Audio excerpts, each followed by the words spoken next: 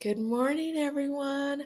So excited to be here with you today. I am here with a special guest, Keila, who's coming to us all the way from Spain to talk about her life there, how she ended up there, what kept her there, although the clue to that might be in the title of this video, and making a living in Spain, a whole bunch of other things. So I'll be ready. I'm excited. Let's I'm go. ready. Hi, Kayla. Hi, how are you? Excellent. So glad to be here. Someone has already said, oh, she looks like her mom. So they already know what the deal is. There, you can just see my face and know whose child I am. Yeah. Yes. Okay. If you are new here, this is Kayla is the daughter of a channel favorite, a community favorite, Yolanda, who goes by Locating Cozy. And it was just on this channel maybe 2 months ago. I don't know. What is time?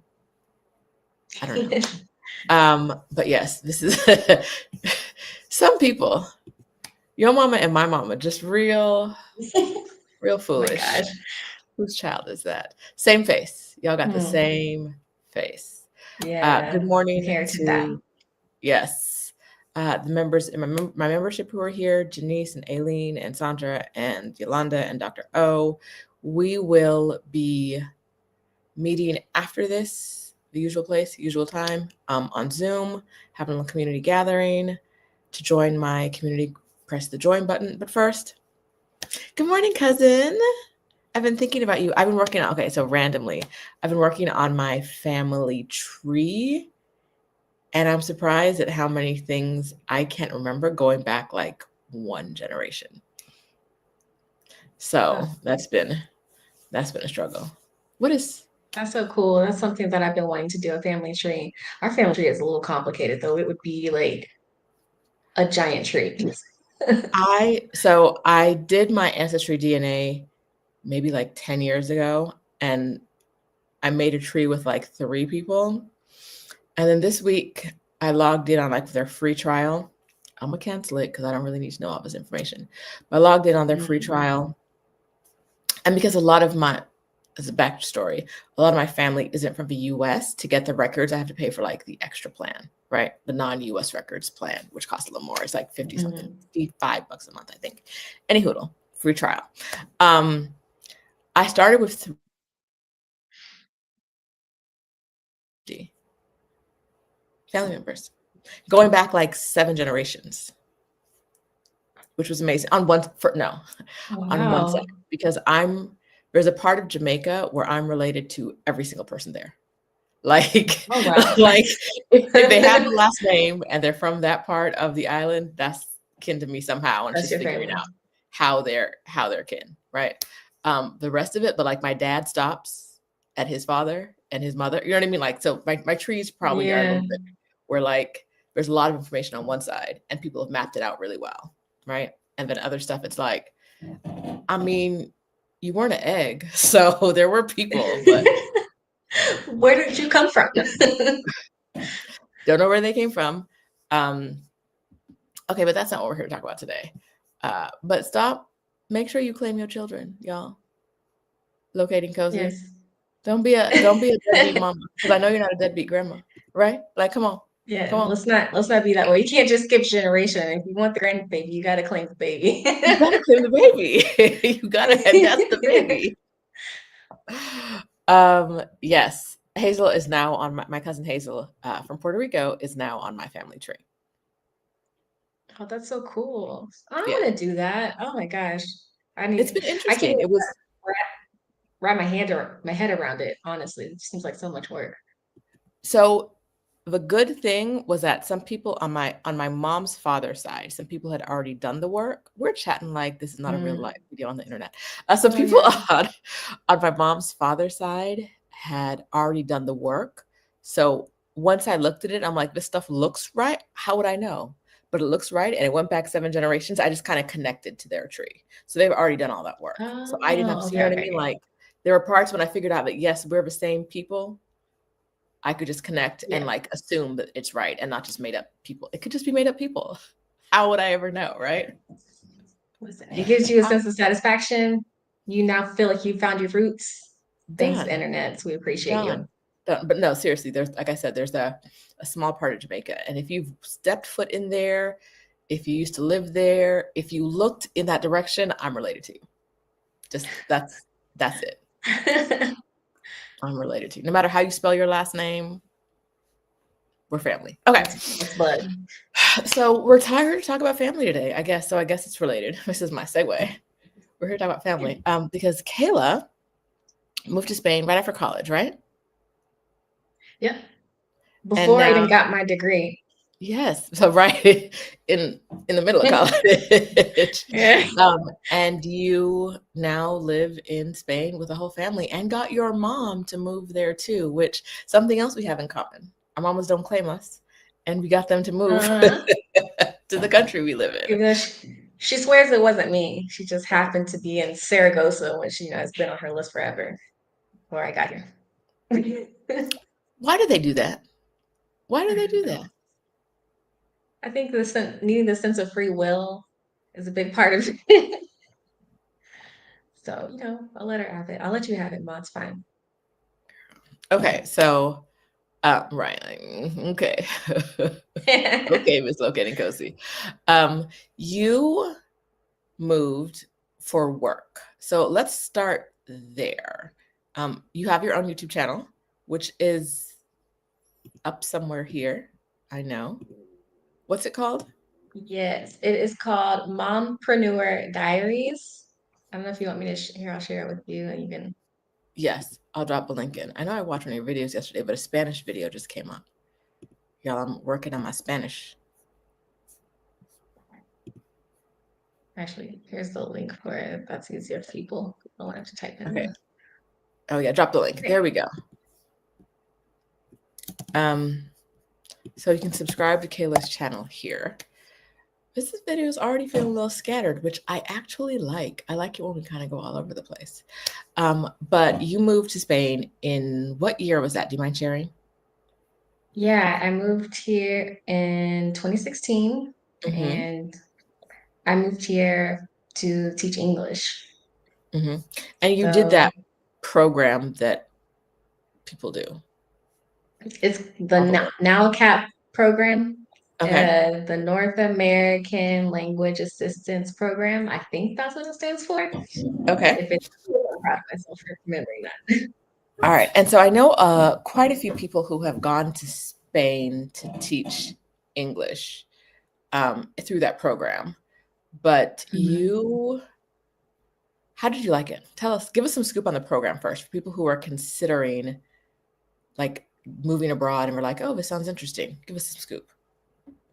Okay, so teaching English abroad is not like a career choice. It's what you do as a stepping stone to get to where you're trying to go. And I think if people have that in their minds, then you can have a good time. I experienced literally 50% of my experience was good and 50% was bad. Uh, Mm. I was in the program with 2016. I think it was in it up until 2021. So through those years, what is that? 5 years. I can do math. In those 5 years, I had two really good years, two really bad years, and one like mediocre year. So that's that. And I didn't walk away with any bruises or anything because I wasn't coming here with this idea of like work being my everything. You're literally working, was it 12 hours a week? Like, how could that be the center of your life? So, whatever was happening at work for me, whether it was really good or really bad, it just didn't affect me enough for me to be like, to suggest someone to not do the program. Now, there's Okay. some people who have really bad experience, like cultural clashes, that sort of thing. Heard of people like going in for a day where they dressed up and somebody dressed up in blackface and nobody understood what the problem was. Like that's traumatizing. And so I understand that stuff like that is just like outrageous. But I didn't experience anything traumatizing, so I'll put that cap on there. But it was good for me because it got me to where I am. And that's all I needed the program for. I was using the program as much as it was using me. And that's what you should do. Do you uh Because it wasn't traumatic, I want to follow up more. Can you explain why the difference between your two good years and your two bad years? Was it location, schools? What was it? Yeah, my two good years meant that the tutors, like the teacher that was supposed to be your direct manager, the person you're directly in contact with, was actually taking initiative to make sure that you were okay in the school and maybe even went further to make sure that you were okay outside of school.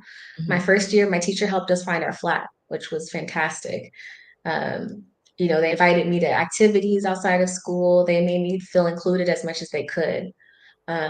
Things like that made it a really good year. And then there were years where that was literally it because there were years where I had a tutor and it was like they did nothing for me. And so I was kind of just like floating around. Like one year, they didn't even tell me where the classes were, and it was a big school. And so I was like showing up late to classes for the first week because I was just roaming around trying to find a class. And then they sent me for being late to class, which was weird. It was weird because I was late because they didn't tell me anything, but it was also weird because like oftentimes this is I think it was like my third year by then. Oftentimes the teachers stroll in late, so that was also weird. Like y'all care about being promptness now? That's a surprise. So things like um, that. Just like pettiness was an okay, issue in some okay. years. Do you know if the teachers, this isn't about you, it's more expansive. Do you know if the teachers had a reason to be resistant about the program itself? Mm. I I have not heard of any reasons myself. I felt like most of the teachers were excited to have an auxiliary. The English teachers here, not all of them, but I'd say a vast majority of them didn't have like a really great level of English. So there might have been some level of like we're stepping on their toes a little bit because we're Mhm. coming in with our native English. They're supposed to be the English teacher and their English isn't as good as ours. I don't, that's just me suspecting because I don't know, but that's the only thing I can think of where there might be some sort of clash. And I don't know about the political side of things and how that affects them either. So I can't give a full answer on that one. Okay. That's fair though. Do you know what the age limits are on this program for anyone considering it? Yeah, I think it's like 65. Oh, So okay. yeah, Okay. you're good to go. I think just under retirement age. Okay. So under 65, you can go to Spain and teach and hopefully have awesome teachers that you work with and not awesome teachers. Okay. Yeah. If you have bad teachers that you work with, just like do your job and go, and then go find hobbies and meet Mhm. cool people outside of the school. It's fine. So you said you only had to work 12 hours a week. So what were your hobbies when you weren't working? My hobbies, maybe my first 2 years were me pondering what I was gonna do with the rest of my life. I'm not gonna Okay. lie. All right. That like deep But a lot of philosophical post college phrase. Okay. yeah, because when I got here, like I said, I finished my last day of class and I left. And so I didn't walk for graduation or get my diploma or anything. Um, and so I was like really deep into that postgraduate anxiety and I didn't even know it. And so I was kind of like paralyzed, like what the here. But so I spent a lot of time just kind of like paralyzing that. That was fun. And that takes up a lot of time and energy. Hmm. And I also spent a lot of time eating tapas, drinking wine. Because it's like, I mean, I was very poor when I got here, but wine is like €1. Good wine. So I was like, well, I can do this. Okay. Uh, Making friends. There's a lot of us here, a lot of auxiliaries and people on Erasmus, which is like the exchange program for colleges in the EU. So Hmm. there are other college students here. So yeah, socializing and trying to figure out what the heck is next. Okay. And then somewhere along the way, you met a guy. Yeah, not very far along the way. I got here in September 2016 and I met a guy in November of 2016. And then I September, married that guy. October, November. Yeah, Yeah. Okay. Okay. Your 5 years is beginning to make a little more sense now to me. Okay. Yeah. Yeah. Yeah. All right. So you met And a I didn't. guy after being here for 2 months. When you first got there in September, were you looking for a guy? Were you looking for guys? I was looking to have fun and like meet people. And since I Mhm. didn't know how to meet people, that one of the ways that I decided to do that was to get on Tinder. I was like, I'll meet Okay. people on Tinder, which is actually silly for my personality because when I am in a relationship, like I'm not going to stay friends with people I met on Tinder. Like, so they weren't going to be like lifelong friends for sure. Okay. But I wasn't thinking that far ahead. But Okay. no, I wasn't trying to date. I have a I have a bad habit of like accidentally getting into relationships though. Just I don't know. Don't ask me how that happens, but I'm like, oh, look at that. This guy keeps calling me. Guess we're dating. I guess we're And then married 2 years with a child. passes. Huh? I said, I guess we're married with a child. He keeps calling me. I guess I guess I'll I let him guess we're stick spending the rest around. of our lives together. All I'm right. kind of just like a go with the flow type of person. And so like that, like the year of yes is kind of my life. And then yeah, when you do that, you end up in relationships. And then after you're in the relationship, you're like, oh, did I want to be in that relationship? And oftentimes the answer was no. And so before I got here, I was intentionally single. I got into like one accidental relationship in that intentional time, but like I got out of it really quick. So it doesn't count. Okay. And then when I got here, I just was really comfortable being single. Like being single is real comfortable. And I really wasn't For looking for for anything. three And then months. I wasn't looking, but I walked up to this date. I had gone on other dates, but as I was walking up to Plaza España for this one, I was shivering, which is something I do like when I'm going into interviews for jobs that I'm really excited about. And I'm excited. I wasn't like actively excited about this guy before, but I was just like, oh my God, this is like big. It just felt like something big was about to happen. And I Oh, felt it in my body in like a very visceral way. And yeah, it was pretty okay. big. Okay, so you went to the date. Can we share his name? Like first name? Yeah, his name is Richard. Okay, you went to the date with Richard, um, and that was November of 2016. Hmm. And you and Richard have been together since ish? Yeah, yeah. That's so a very boring story. I'm not gonna lie. It's a That's beautiful about story. it. It's a beautiful story. Okay. So, you met Richard in Spain, but Richard isn't Spanish isn't his nationality. Spain isn't his nationality, right? No, he's from Colombia. Cali, Okay. Colombia. Okay. Yeah, I have to ask these questions because I feel like we got to get there. you gotta map it out. Spain, it's easier for people who are in countries previously colonized by Spain to get citizenship in Spain than other people? Yeah, I knew where you're Okay. going with that. Yep, that's Yes? exactly correct. Okay. Mm-hmm. All right. So because he was from Colombia and Spain went there and did their Spanish Did the thing all over thing. the place. Yeah. Yeah. Woo! Because they, stole and murdered and all the stuff over there. Now it's easier Mhm. for people in Colombia to get citizenship in Spain than it would be for like you on your own to go get citizenship in Spain coming from Yep. America. Okay. I'm sorry, somebody said the awkward black nomad. Are they calling me that? I kind of like that, No, but no, no, that's that's her who name. they're That's referring Keila. to. That's her YouTube name. Oh, okay. I was like, am I giving off the awkwardness? Oh man. No, no, no, no, no. Kyoka Well, I gives off like the her awkward. name. It's a very cool Yes, name. yes. Hi, Kyoka. Hi, little sis. Yeah, she's talking about you're accidentally in a relationship. All right. Okay, so uh he has citizenship in Spain. See? Yeah. And now that you're married how long have you guys been married? We're in 2024. We got married 2021. So almost three Okay. years. Wait, Okay. 3 years. Yeah. Have you pursued um have you pursued citizenship for yourself in Spain?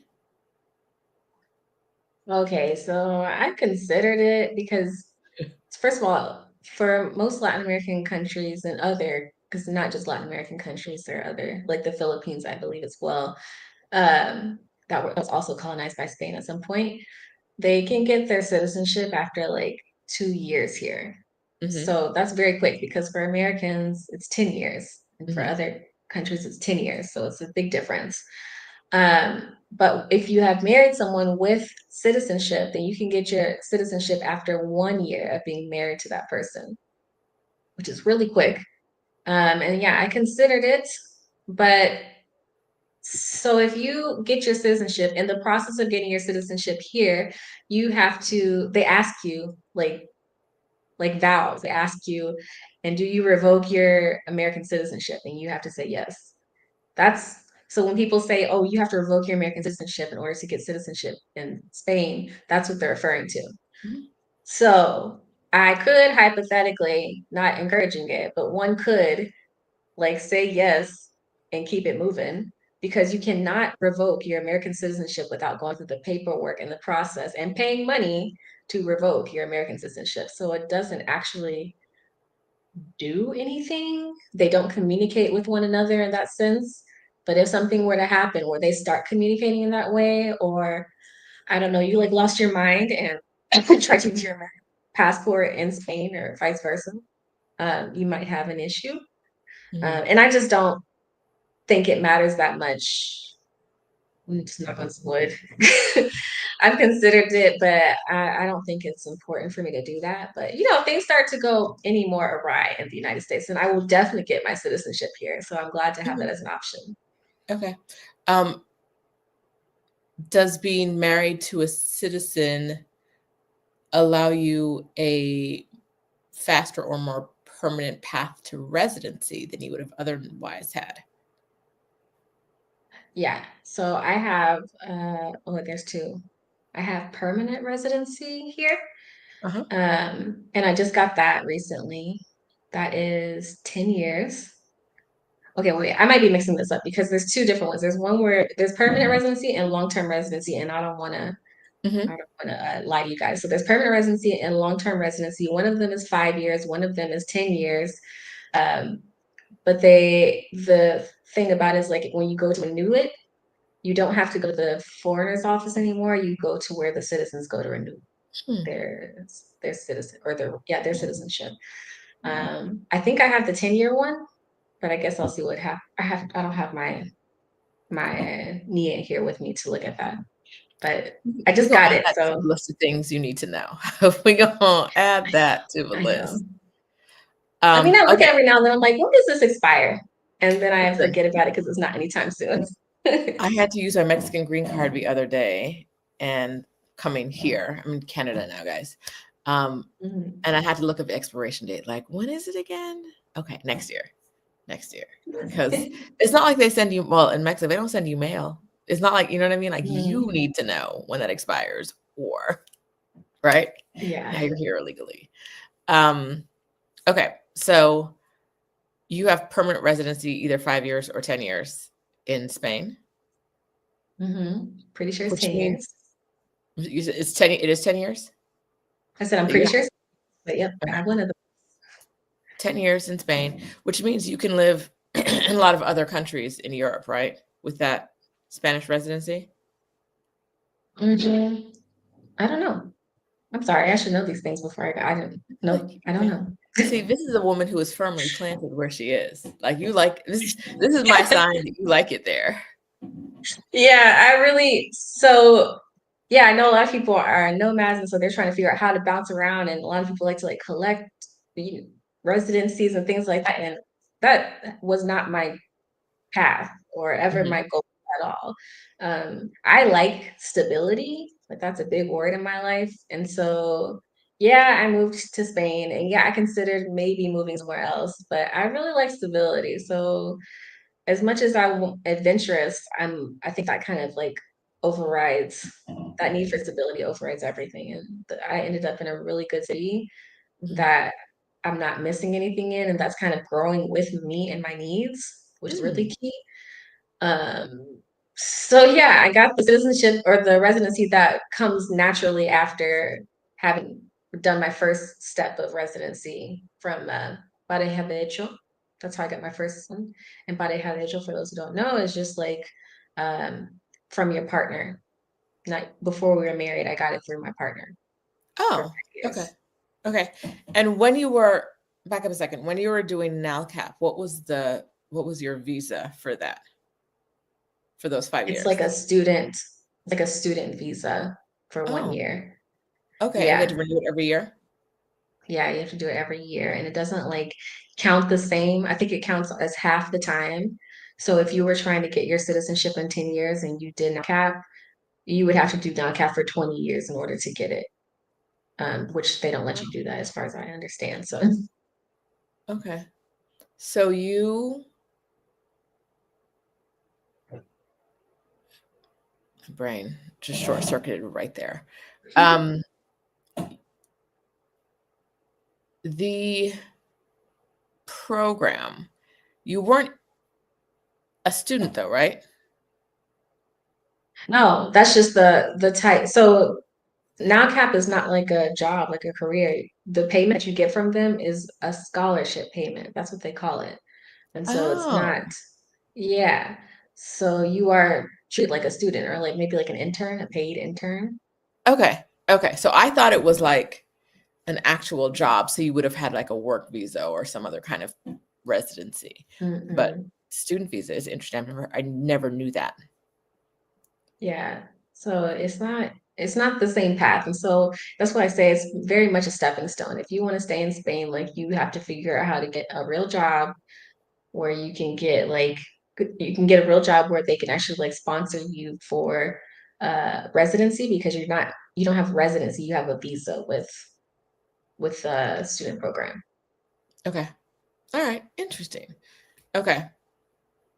Yeah, here comes this lady knowing stuff. Teaching in Spain falls under a student visa.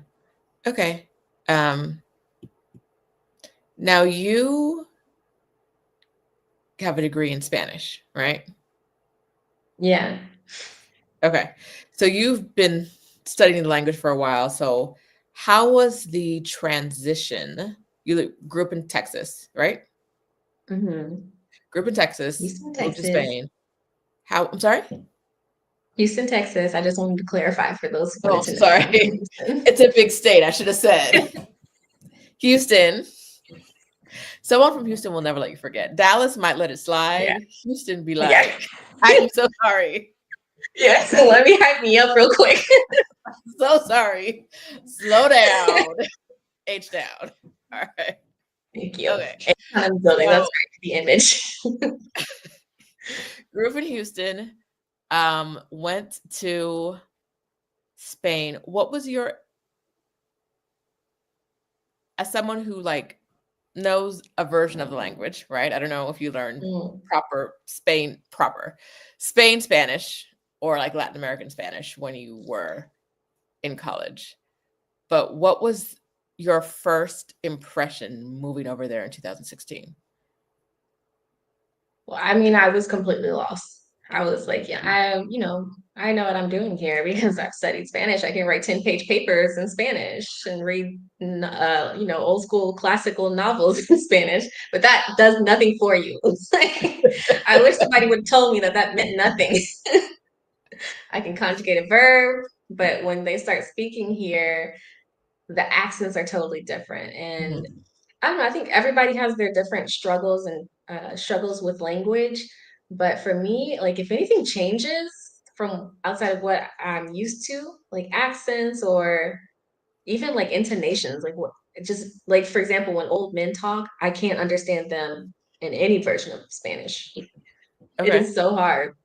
So I'm really sensitive to stuff like that. And so when I got here, I may as well have never studied Spanish. Like I didn't know what was going on. Okay. Uh, but I, I say that, but I eventually caught up with what was happening here, and uh, and I was able to figure it out. But a lot of it was really just doing stuff in Spanish, like opening my bank account. Once I opened my bank account, I had a whole new set of vocabulary that I had never heard before in my life. Same thing with getting an apartment and I don't know, just ordering out at restaurants here because the language they use here is totally different. There's a word that they use a lot here, vosotros, which is a form of like I, you, we. It means y'all. It's their version of y'all. We don't even learn that in Spanish in the United States. Like they have the conjugation chart, and so they tell you like what form of the verb for each of these pronouns. So like I, you singular, you formal, and then it says we, nosotros, and then it just skips over where vosotros should be and goes to the version that is often used in Latin America. And I don't understand why they do that. I was very angry when I got here. So I'm just Because like, you it didn't learn costs us vosotros? nothing. We didn't learn vosotros. And But is everywhere I that why you was, were angry? Because you didn't learn it?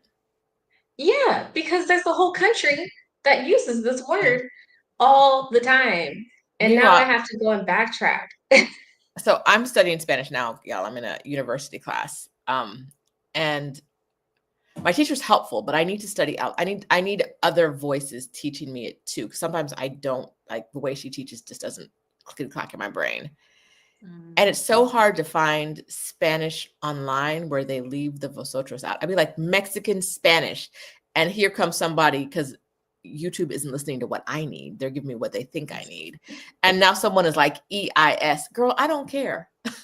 So every time they like on all the charts versus the vosotros part, and I have to be like, I didn't see it, I didn't hear it, I didn't see it, I didn't hear it. Because if I show up on a test, vosotrosine, they're gonna be like, no girl, fail, right? Get out of here. Go to Spain. Get out of here. What are you doing? So yeah, that is a challenge. But aside from the language, how was your transition? Um, my transition to Spain was like culturally, I don't know. I don't, am I integrated in Spain yet? I don't know. Well, it's 'Cause been I it's 8 years now. I know, but when I think about like my interactions with Spanish people, I feel like they're very minimal. And I don't mean for it to be that way. I have like one friend who's married to a Spanish guy, and that's probably like my highest interaction with actual Spanish culture. And I really value that friendship because of that, Mhm. because she's a great friend too. But but I really value that part of our friendship because he like invites us over and cooks for us, and he's actually the reason that I have been able to appreciate Spanish food. It took years for me to appreciate Spanish food. I'm not gonna lie, I didn't get it, but Okay. him cooking and I don't know, just showing me where the good restaurants were because the good restaurants are not the ones that look really cute. If it looks really cute, it probably is not good actually, and you should just walk away. Um, and so I've been opened up to a new world with that. But anyways, besides that, like my transition into Spain, just my life here, I think it was I don't have a word for it. I feel like maybe it was like emotionally tumultuous because I was also in that time in my life where I was changing over from being a college student to being an adult Hmm. and trying to figure out what to do. So I don't even think it had to do with Spain. I think it had to do with it being like a really existential moment in my life that made that a very confusing time for me. uh, Okay. but Spain, I feel like I could have done it anywhere. And Spain was as good a place as any to do it. And the lifestyle, actually, when I think about, I'm sorry, I'm rambling. So Ramble, girl, circling back, ramble. it'll all come full circle. It'll all come Ramble, baby, do it. But when I think about that being this point where I was either going to graduate college and like start a career in the United States, or I come here and take have the time, like be blessed with the time to ponder what I want to do with my life. Like that is a huge blessing, and not everybody gets to do that. And I think the fact that I had that time to do that set me up to like truly be happy in my life today, as opposed to maybe getting to this point and like sweated my life away in some job that I hate and making good money at, hopefully. And then have to backtrack and be like, oh, okay, now I need to reset. So, everybody goes on a different path, but I feel like it saved me some time, maybe. So you're saying, if I'm hearing you correctly, having the time and the space to really think about what you want out of life and make decisions that support the life you want to live was good for you. Very, very good for me. Y'all hear that? Take a career break. Take a career break. Take some time for yourself. Take some time. No, okay. So I know, but like that's not Number accessible to one everyone, hit. right? No. I know it's not accessible for everyone, but I it's hard. I say it all the time, right? And you're saying it. I think some people don't actually like understand what we mean when we say it, but like Yeah. the space to think will change your life. Yeah, It'll change it, right? absolutely. Yeah, yeah, Yeah. yeah.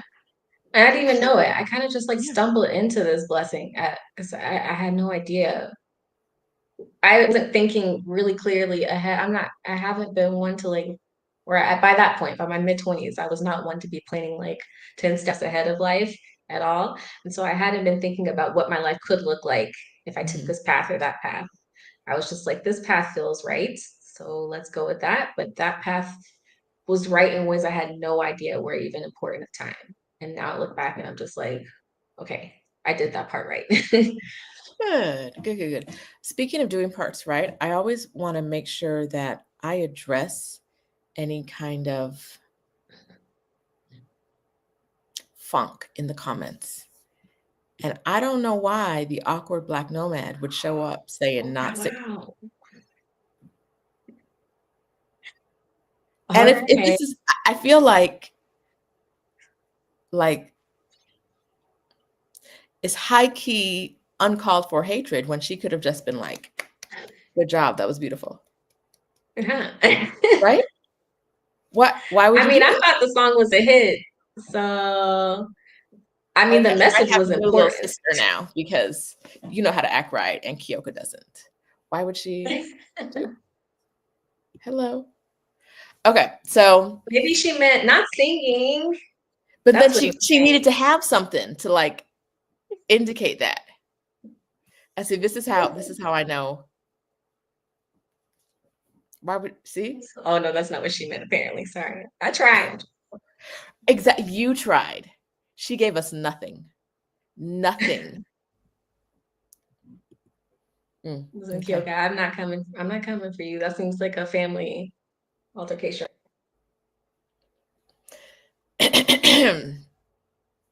All right. So tell us about our niece, our Yeah. community niece.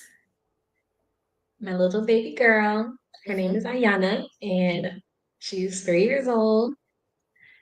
And yeah, she's a little product of moving to Spain. So I had her in 2021, and I don't know why, like just thinking about her, I'm like, oh my God, is it really coming? Oh shit. That's so weird. Freaking kids will do this to you. Like you just love It's them your so much. And oh baby. my gosh. Yeah. Okay, so Yeah. My mom said her lollipop. My mom's yes. name is Lolly, not grandma.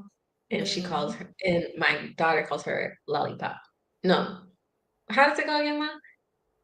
No, my mom's Lolly and my daughter's lollipop. I don't know. That's their thing, but You're like, whatever. Hey, you. Hey, you, come here. basically. Okay.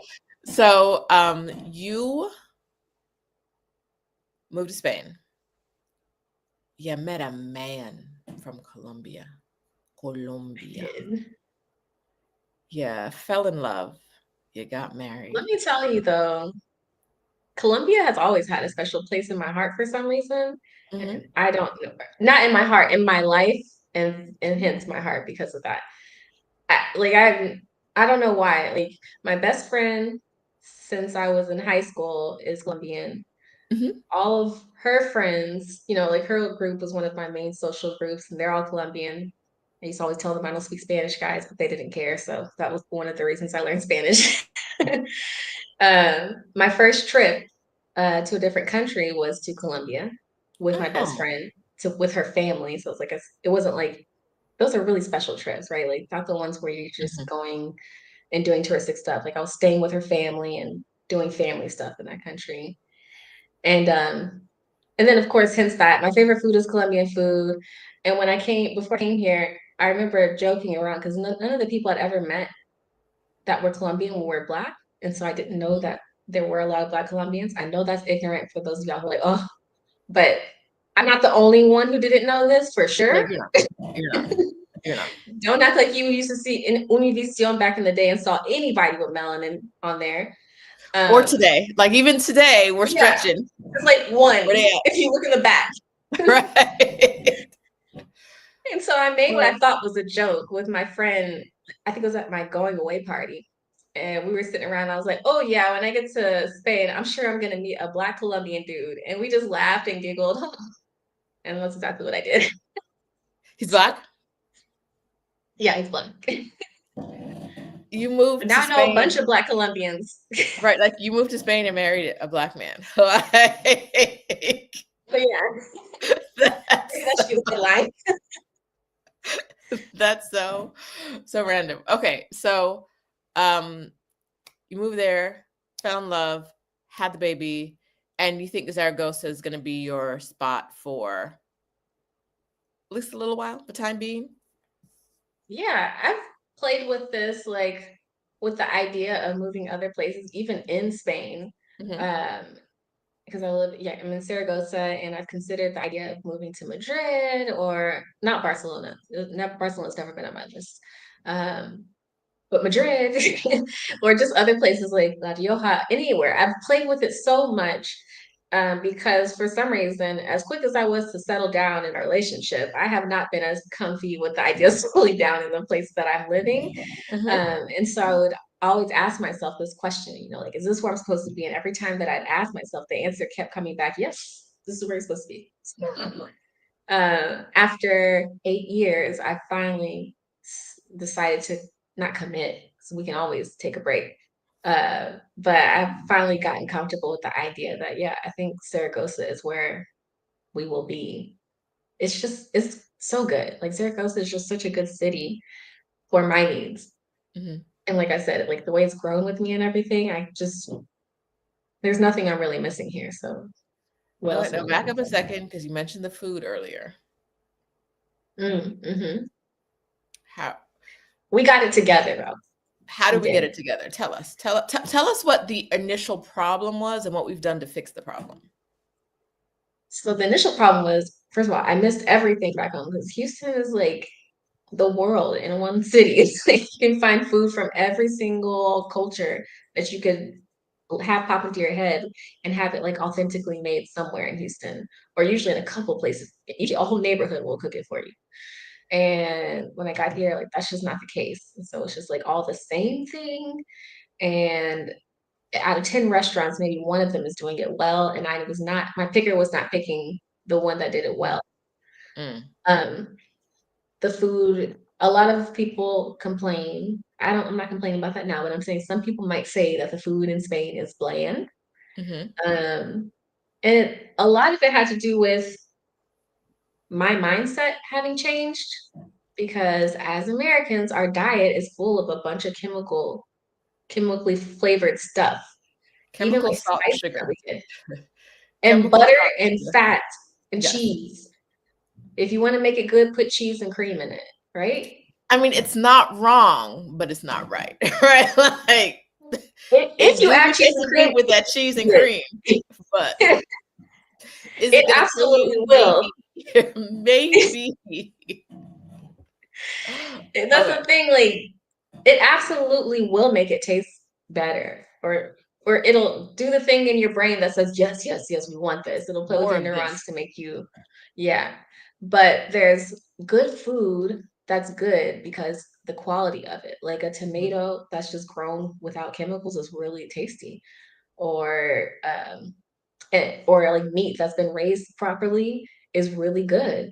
And a lot of the food here in Spain is just that. Like a steak is not a steak with sauce on it. Like nobody's putting sauce on steak. They cook the steak well, not well done. They cook the steak properly. They put salt on after, which sounds crazy, but it actually works if they do it right. Mhm. You need a lot of salt, but still. And then they serve it with like a side of really good tomatoes. And that just sounds so far-fetched from what we're doing. And that's just how everything is. Like everything that you get is like that. Like pasta is like a couple of ingredients. Everything's just a couple of ingredients. And so it was just boring to me. But now I think I've learned to appreciate that this food serves my body so much better than the food I was eating back home. Mhm. And that nourishment makes all of it taste better in itself. Okay. Okay. Um, so the food itself hasn't changed. You've gotten better at picking places and you've adjusted your mindset around it. Those two things, yeah. Oh, Okay. also the international aspect. There's just been more places I've picked up, Okay. and so like I feel like I used to be like, I think I have magical powers because I would literally be like, I wish they had a tapioca place here, and like within a year, there's a tapioca place here, like the boba balls, and I'm Mhm. like, I think I need $1,000 increase on my paycheck every month. That hasn't happened yet, but I'm Listen, keep working. I'm saying it. manifesting it. Keep saying it. It's happening soon. It's happening soon. Okay. Um, all right. So you have been in Zaragoza all these 8 years you've been there. Not really considering any place else right now. How, as as a single Black person and as a Black family, how has your experience been in Spain? Hmm. Okay, so my life as a single Black woman here was not long, so I can't speak a whole lot to that. Mhm. I mean, I at the very beginning, yeah, I was single, but I was so lost that I wouldn't have noticed the context around it to tell you what my experience was. I was just walking around like, please help me. Um, but my life as a Black family, or as a Black woman in general, it's been fine.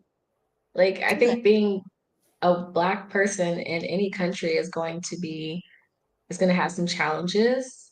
A lot of people here are just totally ignorant to the existence of racism, Mhm. meanwhile being racist. That's the thing. So yeah. That's the thing. It's funny. Yesterday, on a video about my experience in Argentina, a non-Black Argentina. woman, but she's an expert on Blackness because she has a Black son, from Germany. And I know she's from Germany because it's in her screen name and the flag is is her pick. Was like, there is no racism in Buenos Aires. It was all you. And then she named some things about my attitude that made it some really like some stereotypes about Black people where this has happened to you because you are blah blah blah, and they were all like stereotypes about Black people. And I was like, first of all, a non-Black German person can't tell me shit about racism. FYI. That's an And so interesting that take. last Tell me line, more. that last line about the things you've assumed about me, like you had a bad attitude on your trip. Why do you say that? Hmm. What makes you say that? You were rude to people. Why do you say, oh, you're just assuming that because you're the racist. I was like, because you're the racist right there. Like, because there's no factual basis for that. You assumed all those things about me because of what do you know about me? I'm a Black woman. Yeah. Yeah. No, like you are. It's Yeah. it's weird, That's enough. That's all she needed to know. right? So like it's weird having these people who will deny racism while, like you said, actually being, Racist. Yeah. that's you. It, We're looking in the mirror. Like, talk to the man in the mirror and you will see. You don't see racism because what you think you're doing is normal and everybody else is doing the same thing you're doing. But you're doing the racism. you're doing a racism right now, right? Like that's the thing. A German It, woman a lot of telling me. times, like, these folks haven't even like spoken to people of color, or they've spoken to like one who Mhm. did a really bad job, which I can't blame that person, that one who did a really bad job, because I'm sure I've done a really bad job being a spokesperson for all Black people. That's hard. I ain't got So it in me. hard. I don't have it. I don't have it. Like I if don't I'm have the all the only Black words. person you encounter, good luck. You Yeah. might hate Black people. I don't know. Oof. Like I don't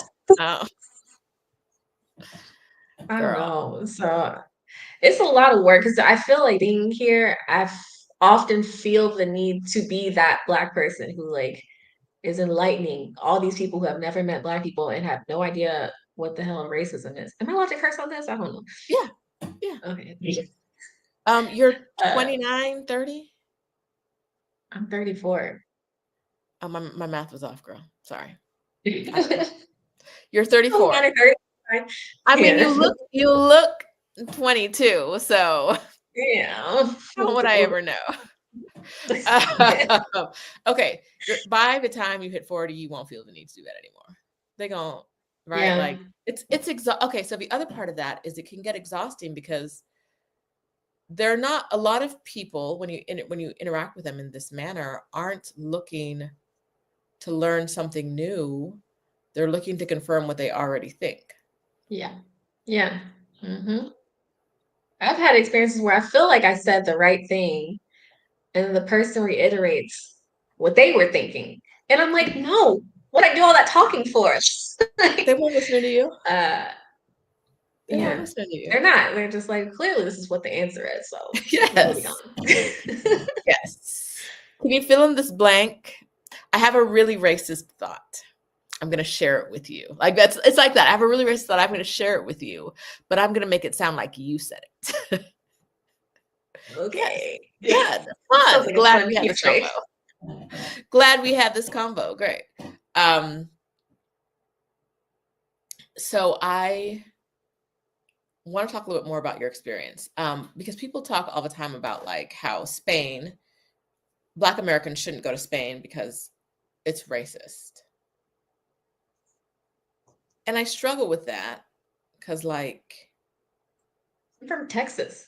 Where are you from? That it's not Houston now. It's Texas now. I think I do that innately. Like if we're talking about bad stuff, I'm like, it's It's Texas. Texas. If It's it's the Texas. good stuff, But I'm what like, is yeah. good stuff? Yes. Okay. So yeah, like, yes, people in Spain can be racist, and in my experience, it's better. The experience can be better for Black Americans than it can be for Black people from other parts of the world. But Yeah. point to the non-racist country. That's what I've been saying. You can't even go to Africa and think that you're not going to experience some outcome, some byproduct of racism and colonialism. It's impossible. There's not a place. There's the color If you resistance, know the place, right? let me There, know. Yeah, that's where racism. even right? Like it's all in there. Um, there's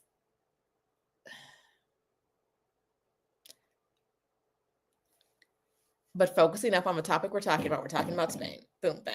We're talking about Spain. Is there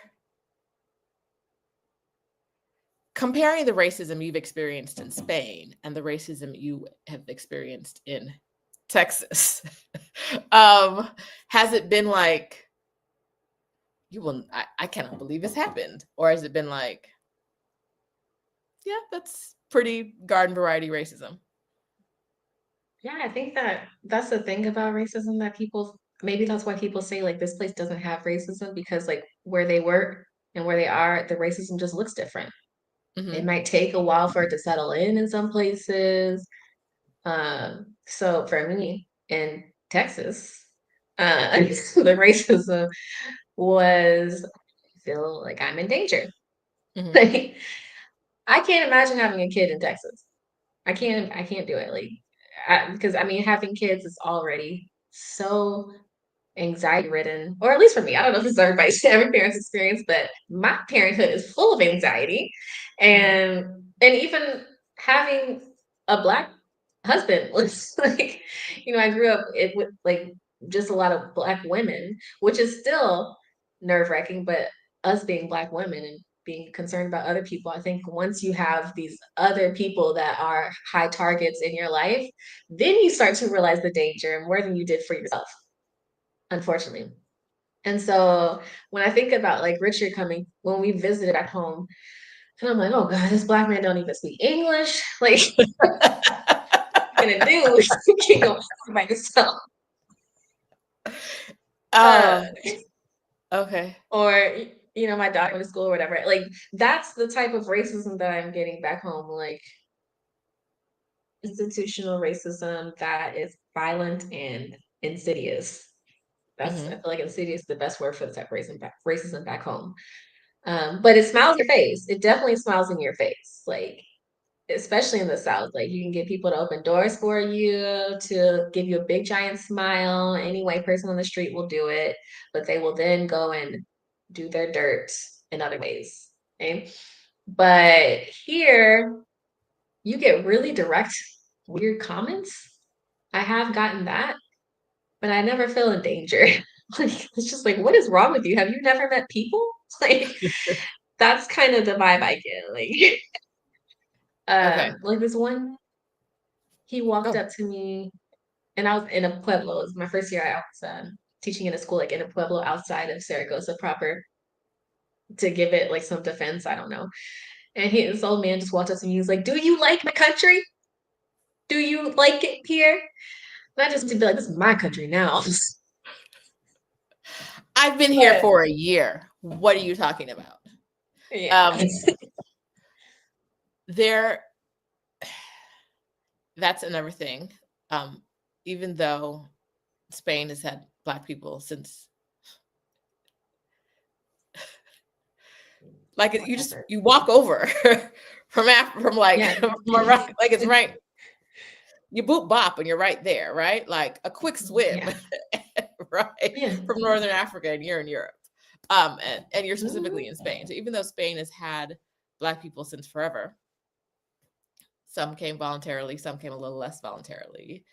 Mhm. Uh, you will, I'm sure there's always the assumption that you're not from here, right? Even before you say anything. Yeah, yeah. Which is annoying. And I find it particularly annoying for Black people who are indeed from here. Hmm. I run into people with these like extra people from my city are called mañas. Like that's like the nickname for people from my city. And you'll run into people who have like serious like maño accents. Like you clearly from here. And every day of their lives, I know that they're being asked, "Where are you from?" Just like, did you hear her speak? Like, Yeah, what? yeah, And my daughter will face that. If we end up staying here long enough, like she will always be asked where she's from or asked to give an explanation for her existence here. And that's annoying. yeah, So yeah, we'll figure out how to maneuver that one somehow. yeah. She's 3. It's not a today issue. It's a tomorrow problem. Yeah. Yeah. Um, what is the best thing about your experience in Spain? Uh, I think it's the weight off of my shoulders. Like just I feel so light. Hmm. Um, because I still have to adult and make decisions, but I have the freedom to take risks every now and then and start a business and then fail at that business and then move on. Okay. Or I have the freedom to like splurge and go to a different country for a month or whatever. And that's been really nice. Specifically, the best experience I've had here, I I guess it would have to be having my kid here. Yeah. Oh, I Having did a want to touch on kid. that. Let's talk about the birth experience. I mean, as much Yeah. as it was a good experience, Yeah. the actual birthing was good. I mean, like, it sucks, but yeah. Okay. I just want to make sure I'm not like bringing up any birth trauma, any, like, you know what I mean? Like, Oh, I no, want to no, stay I'm away fine. from I'm it, but like, fine. okay. I want to talk a little bit about your experience birthing in Spain, and if you have any like feedback, anything that you think is interesting about that story. Yeah. All of all of the pregnancy and birthing was an adventure.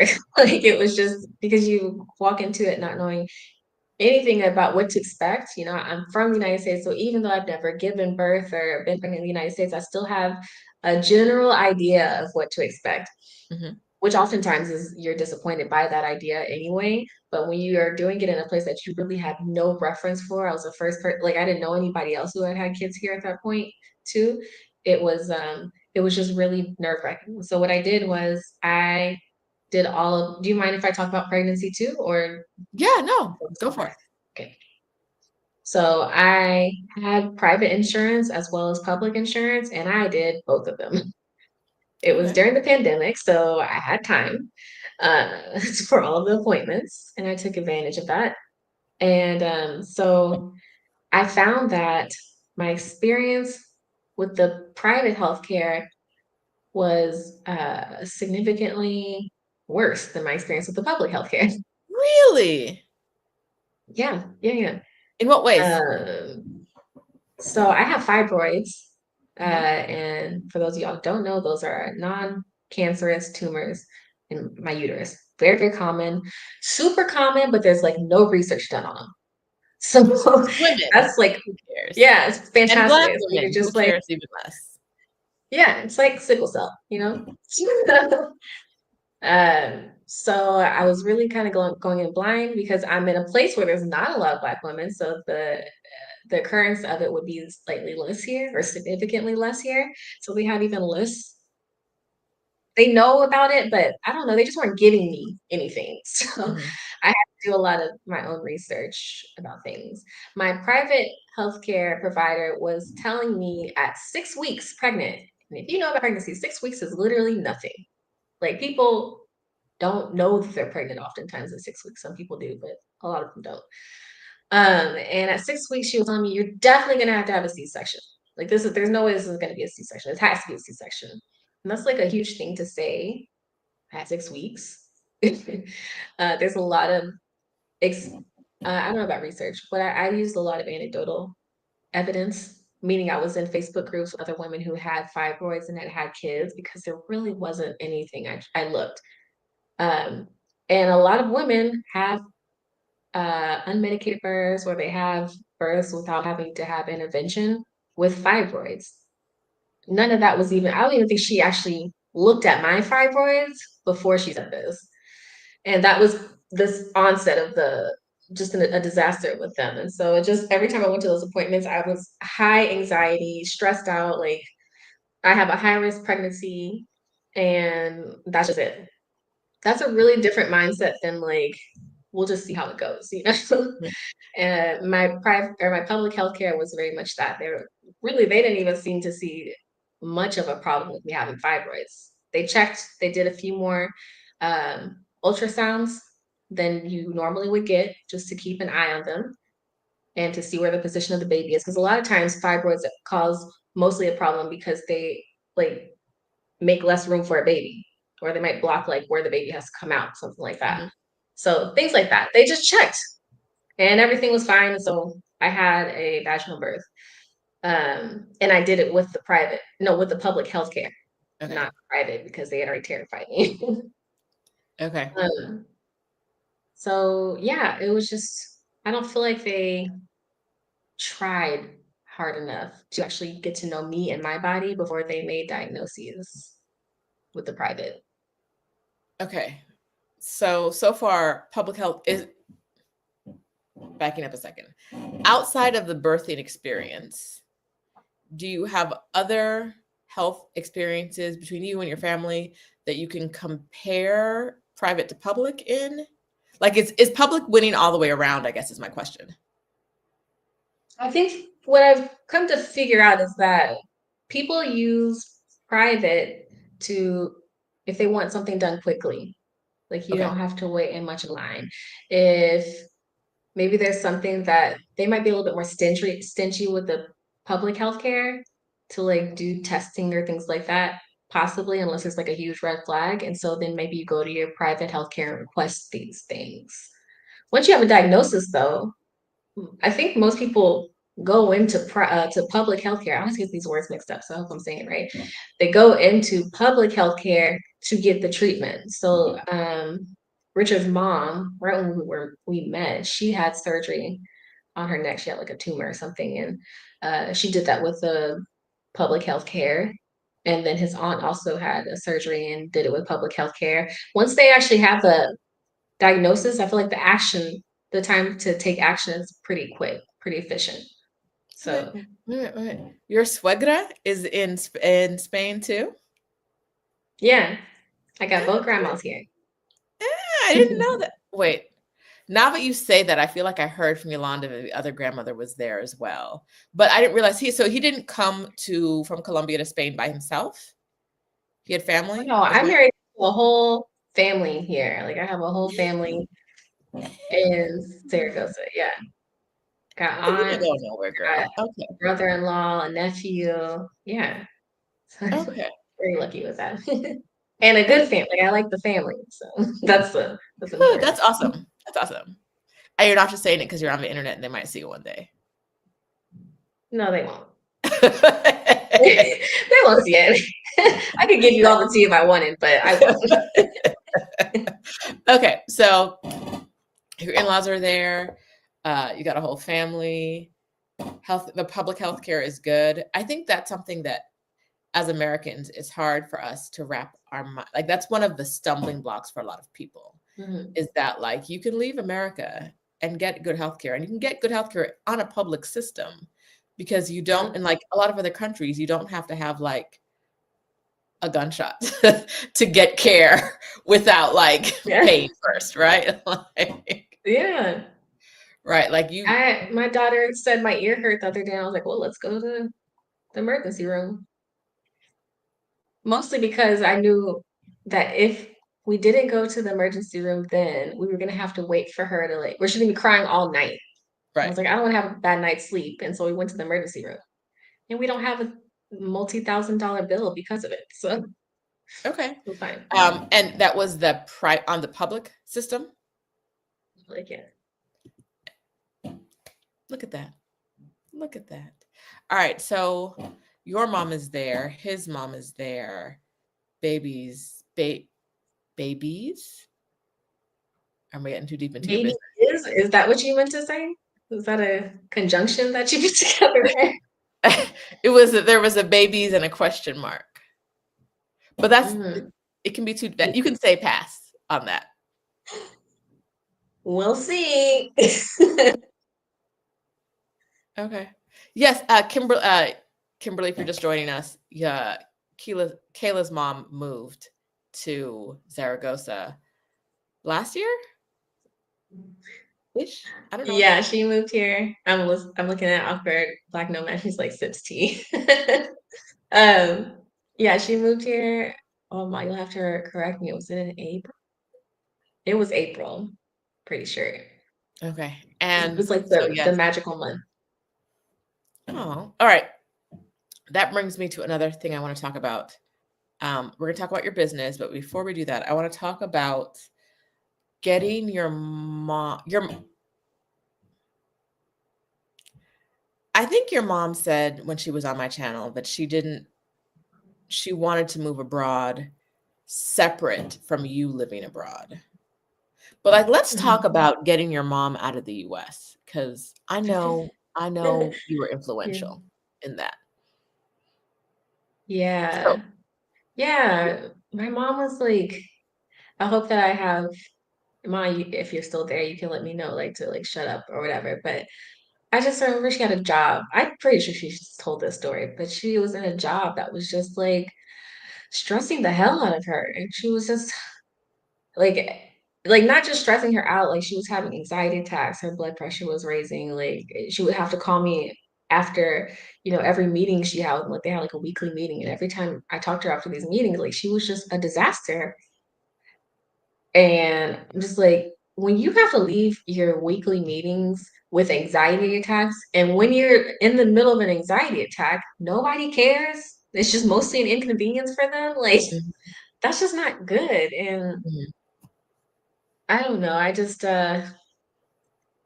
suggested, like, I mean, my 2 cents was always just like quit the job.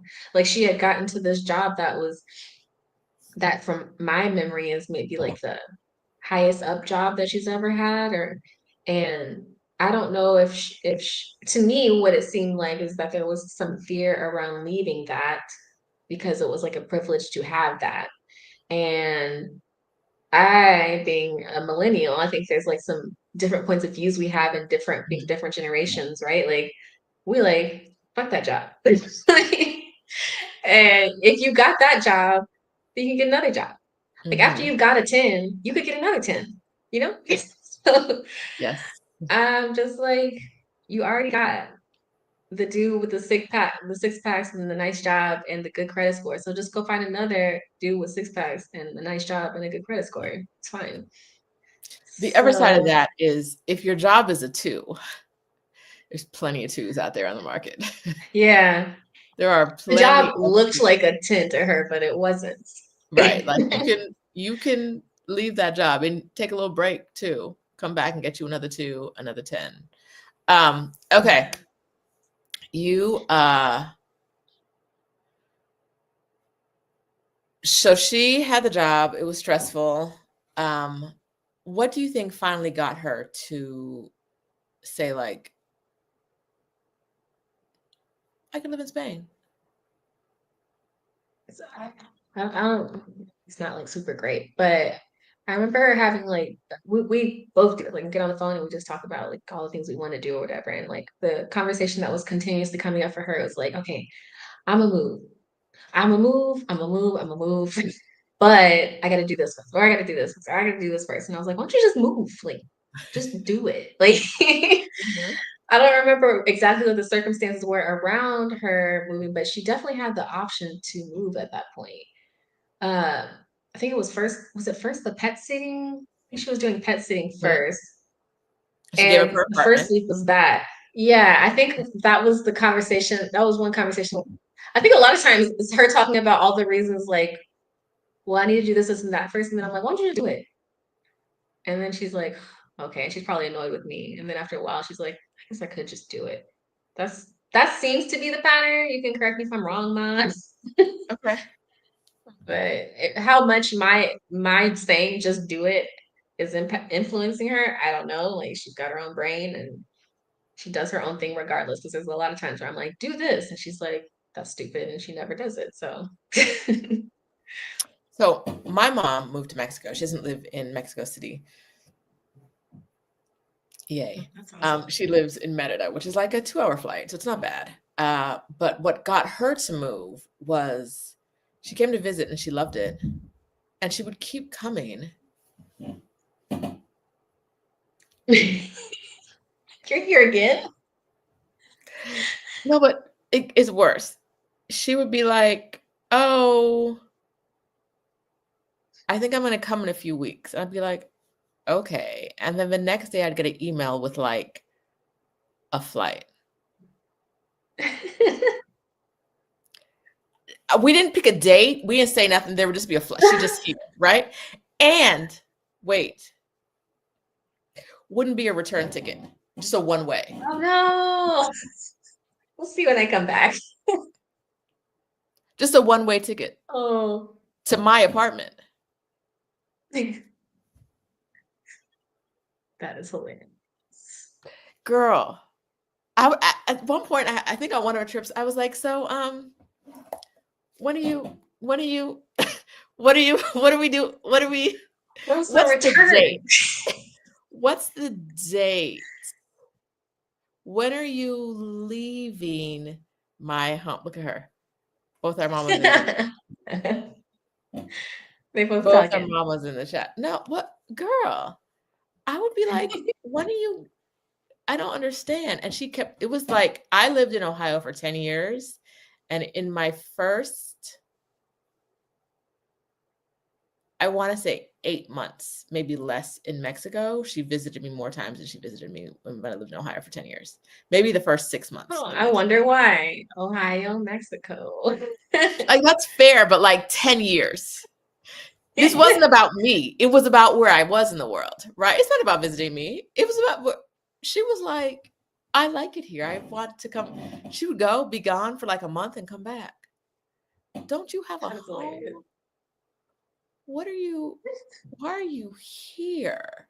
And then she realized she really loved being in Mexico, but she didn't want to live in Mexico City, and she found Merida and loved it there. And I think that Mm, what you did is, and what I unwittingly did is we talk about like leaving our loved ones behind, but like there's so mhm. much opportunity for them to follow our example and live Yeah, a better life, a truer to themselves life, whatever life it is, um, yeah.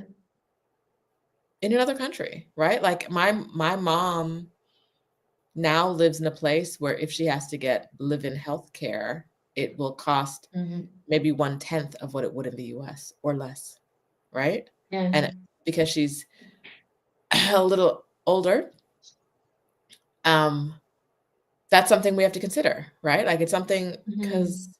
by the time she needs live-in health care, who gonna pay for that? So my plan is just to be a millionaire regardless for the next 10 years. I don't know how. I say things like this. And I love it. We're manifesting it. You got boba, right? You got tapioca. You're gonna get the yeah, million. But that's not the point. anything. My money, I got to spend my money.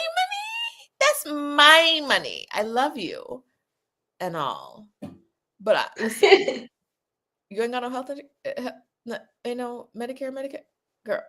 But Yeah. yes, With that American bill, that's a whole different the story. American That's a bill is whole a whole different different story. story. Yeah. Having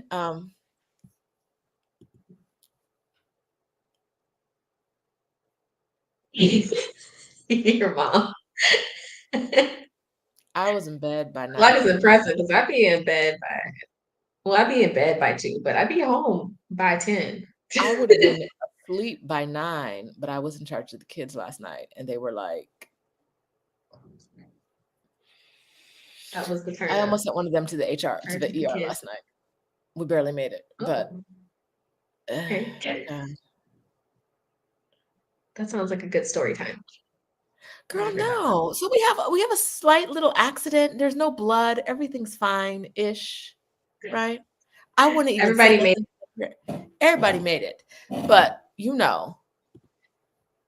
the dramatic one was like, oh, I wonder we have to go to the ER. Stop it. We're not going to the ER. Either he gonna have 10 toes or he gonna have 9 toes. Either way, we're not going to the ER. Calm down. Like I'm we not, don't need a doctor it's to tell us that. I can count. it's cold outside. It's cold. It's rainy. There's really you Is live it in a not town snowing with yet? no real, it's not snowing yet.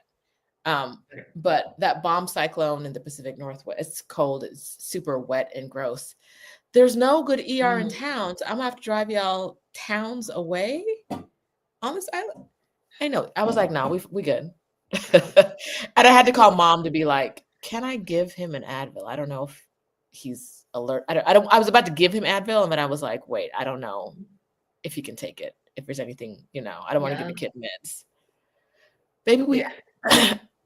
I dropped we were doing the dishes together, and one of those Le Creuset pan lids, that Oh yeah.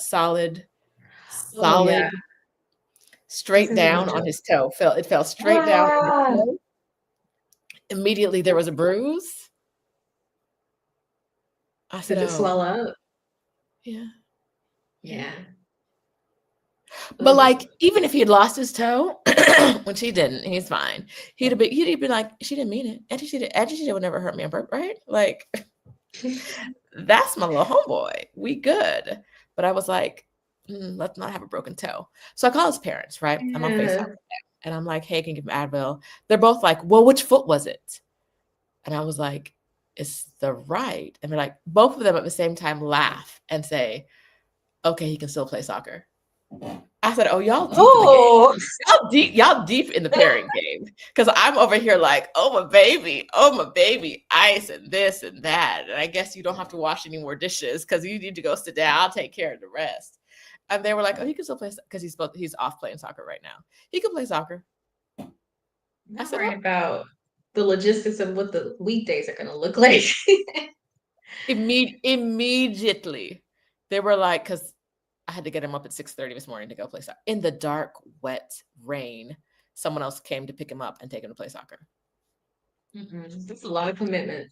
It's a lot. They were A like, lot. "Oh, it's his right foot. He can still play." I said, is that what y'all? You're trying to Literally get him not on the like let us. team. There was no let us see it. There was no like, are you sure? They were like, can he move his? I said, yeah, he can move his toes. They said, okay, it's not broken. And if it is broken, all we do is tape it up to the other toe. You know what? Y'all are not new parents. That was my moment of y'all Wow. are not new parents because I feel like new parents would be like, I'm coming home, which is what I did not want them to do. I'm coming home. No, they were like, he'll be fine. Ice that bad I would boy. not have come home from a trip as if it could move. I It could probably would move. have been like, just go to the ER. Just because the ER is like, it's just down the street and it's free. No, So it's like, why not? it's like 2 towns over. Oh my It's gosh. Yeah, dark that's a different outside. story. I was He might be a like, more dangerous driving there than girl, him sitting at home and dealing with it. I said we gonna ice it. You can walk, you can move a toe. You fine. Well, I'm glad he can still play soccer. His future is still intact. The The weekday is fact not that messed both parents said that, like the which foot, I thought was just like factual information they wanted. The fact that they're both like, oh, he can play. This is not the first time. Right? I'm like, this is not and this is not like level one of parenting. Y'all have moved beyond. Yeah, Danielle says Yeah. you get to be a much more laid back parent as the years go by. Yeah. Yeah. I'm waiting Yeah, for I think that. he's okay now. He got up this morning, went to soccer. I don't he's alive. Toe moves. I haven't I'm caused happy permanent that the damage. boy is good. So my mom is outside until 2 a.m. I am Meanwhile, ruining children's futures by dropping pot lids on them. Bam, bam, bam. We all cooked together last night, the three of us, 2 kids and me, and no one got hurt all the way through. There was grating, there was cutting. I didn't do any of that. I made them all do the things while I supervised. I thought that was the danger, the knives, the grater, all of these things. Got all mm, the way through washing dishes and going to put something away. And I picked up one thing and everything dang. slipped out. And I was like, so close. That's like in a horror movie when they don't double tap and they think the bad guy is down. And they pop You up got to shoot him in in. I'm the like, last shoot him in minute. the head. Shoot him in the head all the time. You just trip them and they run. That's not gonna work. Shoot him in the head. Mm. You got Okay, comfortable. sorry. You thought you were I yell safe. at the screen at that stuff like, you shot him in the shoulder, and now Mm. you're hoping he's not going to hop on that little motorcycle and catch you in 2 minutes? These directors, they don't know. They don't know They what don't know. survival is. You don't know. But yeah, we're totally off topic now. So let's just switch up. Oh yeah. Let's talk about Okay, running guys. a business. You run a business from Zaragoza. You're a virtual assistant. Yes. You run a virtual Yeah. assistant business. Let's talk about how you ended up doing that. Yeah, I've tried lots of things because like a regular job here, like going to a place to work for a Spanish company just was But literally not an option for me. on the residency you have, it is an option. Oh yeah, yeah, Yes, yeah. you can work. I can work. I can definitely work. I just don't want to in that sense. No problem with that. No problem with that. Okay, so you don't want to work for other people. You do work. You created your own business. Can we talk about the experience of you? Are most of your clients in the US? Yeah, all of my clients are in the US and that means that I work here from 4 to midnight. I Okay. say that, but honestly, all of my work is like I could do the things earlier, but because it's just kind of as much as I try and work like in the morning time and then be off in the afternoon, it just kind of makes sense. It's kind naturally just makes sense for me to work from 4 to midnight. So if there's things that they want to communicate with me on, I can just do that at the same time. Because if not, that means I'm working in the morning, but then I'm still having to like communicate with them when I'm trying to like live my life. Then I'm Okay. working all day. So Okay. So yeah, you created a VA business, you work remotely.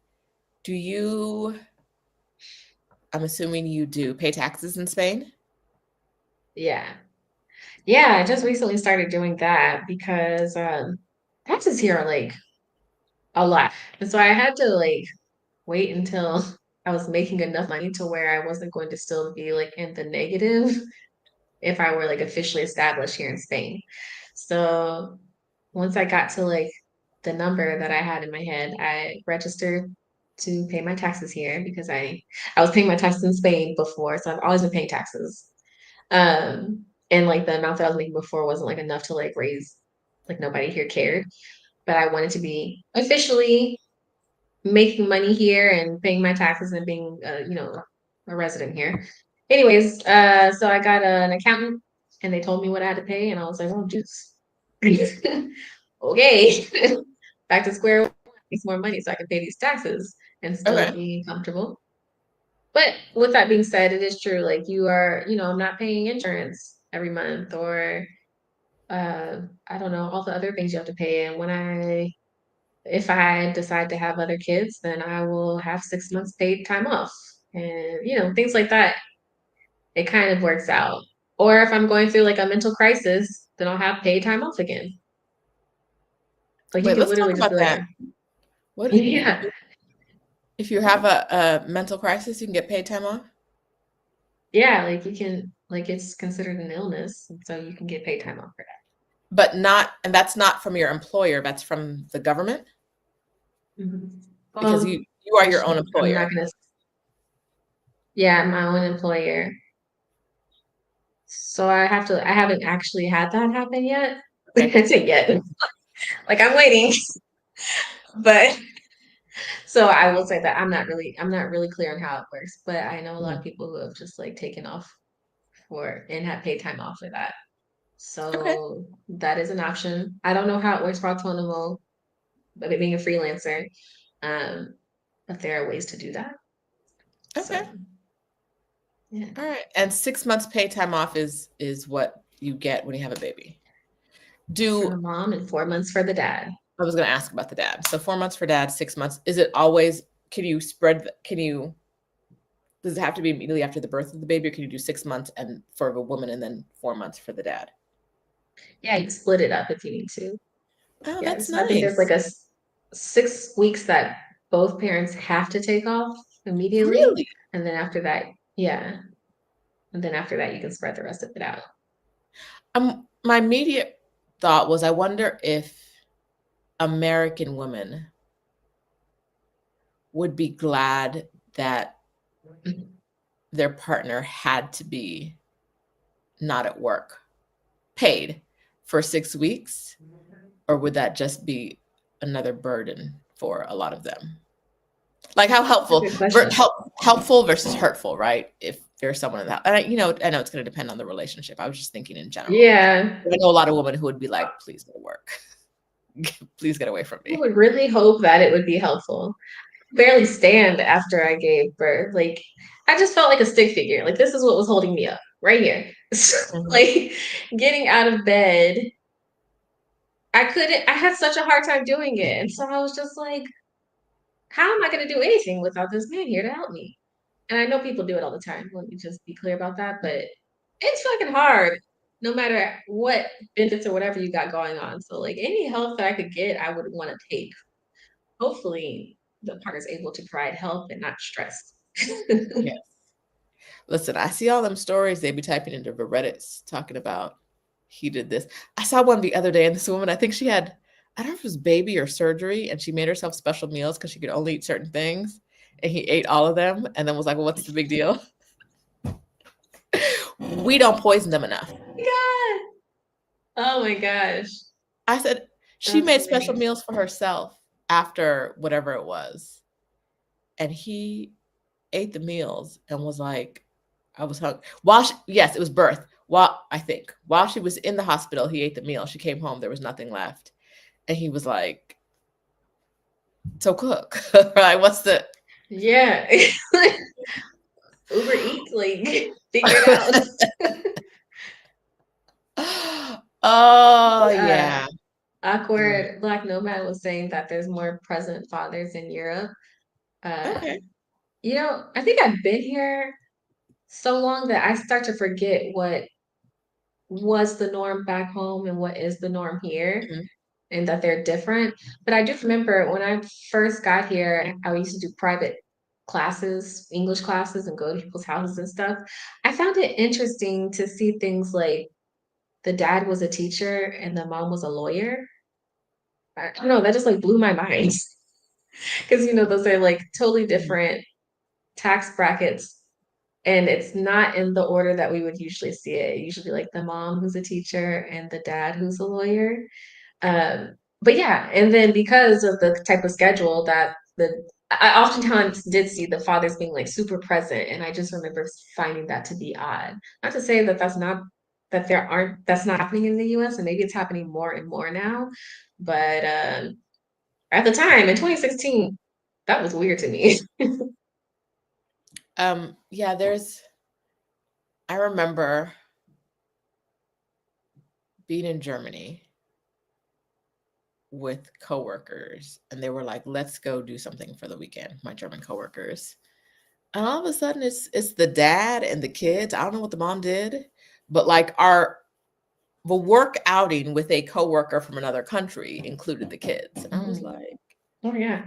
I mean, this little monster's holding my hand now, but okay, here we go. Yeah, in Spain, like kids go everywhere. If you go to the bar, if you invite me to the bar, I'm probably bringing my daughter. I try to like give a heads up or ask if they feel like it because I know some people just don't feel like being around kids. That's totally fine. But I feel like I'm one of the few people who does that. Okay, most people just show Yeah, up I'll with their bring her to a kids. bar. Okay. Yeah. Is that a baby in a bar? No. Ayana's been to bars. She's been to Michelin starred restaurants. She has been everywhere in this All world. right. Fancy pants. All right. Okay. So Mhm.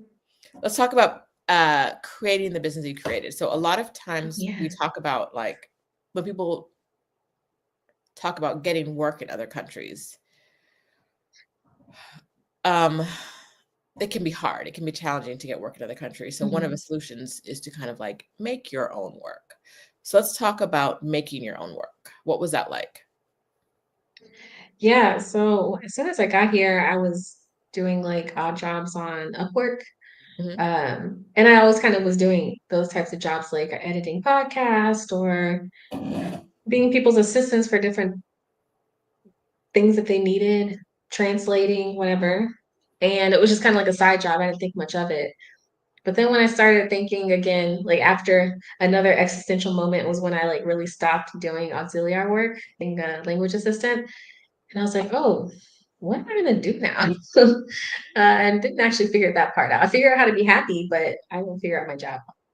Um, and I was just like, duh, like do what you're already doing. Like you already have a job that you do. And just like it's just a matter of you changing your mindset from this being a side hustle to a career. And then Hmm. it's a career. And so I first just worked with like one client and then another and then you start to realize because I'm just kind of figuring this out as I go and I'm like, okay, well, having one client is not like paying me what I want to get where I want to in life. And so I was like, well, then get some more clients. And so I started figuring out how to do marketing and stuff. Honestly, for me, because I'm an assistant and I have like long-term clients, I don't do like super heavy marketing. So you'll see like on my Instagram, like I'll get like it's usually at the beginning of the year on like posts, and then I just don't. Because my most of my marketing is either word of mouth or I send out emails. Like I'll go through a phase where I'm like, okay, I'm gonna send out like 10 emails a day for like a month. And then that usually gets me like to where I want to be as far as clients go. And that's been enough for what I need. Okay, so that begs the question. This this job is the business right now is solely about getting you what you need. Yes? Like you're not like I'm building a VA empire and I'm going to be the VA to rule all VAs one day. Oh, that is like the next time because I think I've gotten to a point where I have built something for that gives me everything that I need. Uh-huh. And now I'm at this point where I'm like, okay, now what? I could just stop here, but there's some things that I really want that that building, growing this would help me get. So I'm in the process now of changing my systems up to where I can take on more Okay. and figuring out what that looks like for the structure of my business. Okay. Um, yeah, so I'm in a place of flux right now, and I'm figuring that out. I've got one team member. I finally have one team member that's working because I've hired like several times and it's not worked. Ooh. Hiring people is hard, Hard. so Hard. hard. Hard. Ugh. So I'm Mm, just trying to figure that out. That's really been the thing because this year I was really decided that I was gonna like do like hardcore marketing or really work to get more clients. But then I come up against the challenge of not knowing how to get clients, but not knowing how to grow my business to where I can take on more clients. And so now mm, with this person, I'm able to take on like a few more clients. And so I'll do a little bit more marketing, um, and that's the cool thing. Like, even though I have these goals of growth, I'm able to fit my life and my happiness, prioritize that, and then grow my business around that. So, yeah, I'm gonna grow, and but I don't feel like I've got this like I'm not bullish about how I grow. Like I'm not like I need to mm. get to seven figures this year, although that would be great. And when I'll get to these growth spurts by just doing the action. So the question is really just when will I do the action? Okay. Right now, pre-action, about how many hours a week are you working? I would say like 30 hours a week. Okay. All right. Yeah. With the person that I've onboarded. 30 for me. Okay. I'm trying to figure out if you were to pick up and move, what we can call it, back to Houston, back to Houston with your family as it is, how do you think Mhm. your work would differ? Your business? Maybe I don't know. I don't think it would differ much. I would have more of a need to get more clients quicker because the cost of living is higher. And so So you would that's need to work another. more. Yeah, I would definitely need to work more. I mean, what I make now, how much do I make? I guess it would be, no, I think I would be on the struggle bus if I were back in Houston. I wouldn't be living the life and the comfort level that I would want to, that I'm in now, for sure. Okay. So, yeah, I would definitely need to get a few more clients, or maybe not even getting a few more clients. I think I'd have to be thinking bigger, like building that empire and doing it quickly. Okay. Um, all right. Uh, I guess I'm just not in a hurry for anything here. I'm like, yeah, I would have a sense of urgency back home for the growth and all. I figure it out as I go, and it's all worked out and grown with me and my needs. And so the next growth spurt is happening, is in process right now, and that's been good. okay.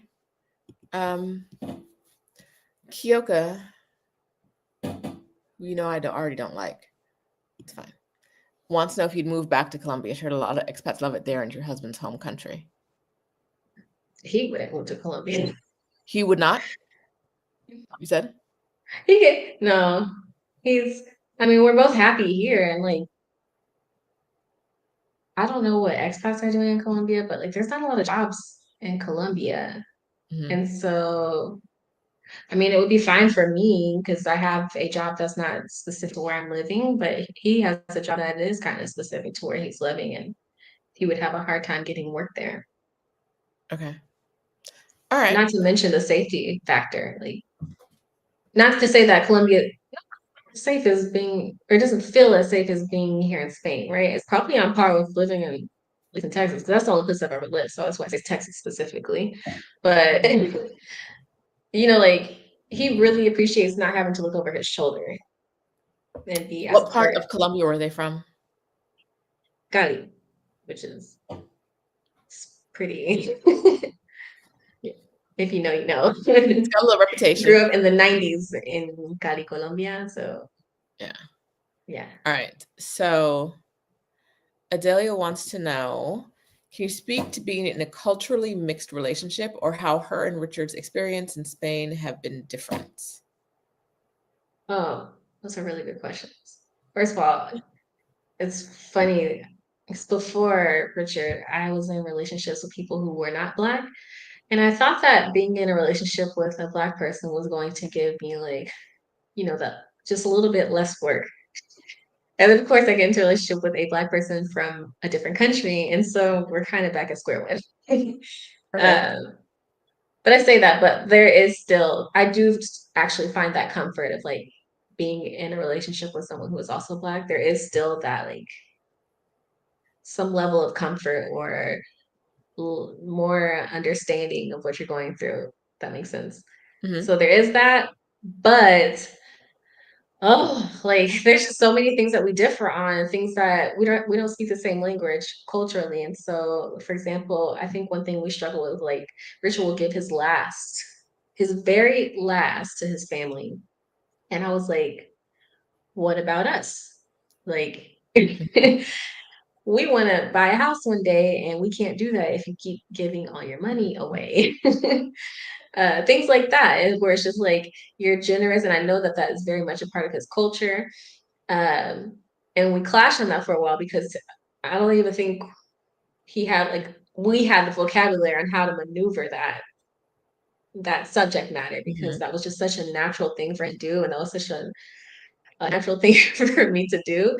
And so once we found the language for it, then we were able to, I was able to tell him, like I want to be able to take care of my mom. I want to be able to take care of his mom when they need it, and that's not today. That's not today. Like your mom, they had us when they were 20, both of them. So, they're pretty young. And so they're still able-bodied, able-minded people right now. And that's when we need to be focusing on us and what we're doing so that we can then later help when we need to help. Right. Okay. And with being said, then we were able to kind of like get on the same page about like our family values. But yeah, there's a lot of things like that were difficult. Also, like wokeness in 2016, like Black Americans were very woke, and I would say all Colombians, Afro Colombians weren't woke, but I feel like that movement was just a little bit behind. I do find that like in Afro Latino communities now, that's like much bigger. Um, but I felt like I had to explain a lot of things. We had to have a lot of conversations and debates. I say explain as if I just know everything and he knows nothing. But we talked a lot, and he's got some understanding of what I feel on things, and there's just some things that we just don't agree on, and that's just what it is. Okay. Um, has his experience in Spain been different than yours? Yeah, like he worked when he got here. His mom came here first when he was 17. His mom, no, no, when he was like 15, his mom came to Spain by herself. So she left her 15-year-old, and how old is his brother? I think he's like 2 years younger. So like 13-year-old with his aunts in Colombia, which that alone is like, it's very common. Like I think everybody in his family has done this at some point. Hmm. Um, but to me, that's like really difficult. But they did it because they had to, because they needed to find work and get money or whatever. And so she came, she worked, and then as soon as she was able to get her residency, then she brought her sons over. Richard was Okay. 7. and he worked here. By work, I mean they were working at a restaurant where they lived at the restaurant, and it was like, yeah, I mean, as comfortable as that can be, or as uncomfortable as you can imagine that being. That's what it was. But that was still, like a lot of people come here and they're like doing things like farming or picking crops. It could have been worse, but it was definitely like a sense of them taking advantage of his need for work at the time. And then when he left after he got his residency, they were like pissed off about it. Like, how dare you leave a job? So, yeah, yeah, it was definitely different from what I was going through because I just And came here yeah, for fun. as of today, if you had to like over the past year, would you say that his experience as a Black Colombian man living in Spain is different from your experience as a Black Houstonian woman living in Spain?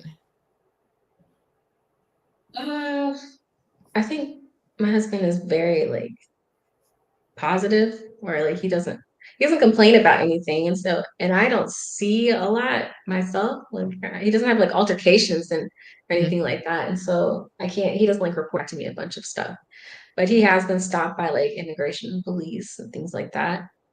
Which I'm like, how would they even know? Why have I never been stopped and he's been stopped? Mhm. Because I could be from Africa, from Ghana or Senegal or something, and I don't know, maybe that's just chance or timing. I don't know. But that's definitely been something he's experienced.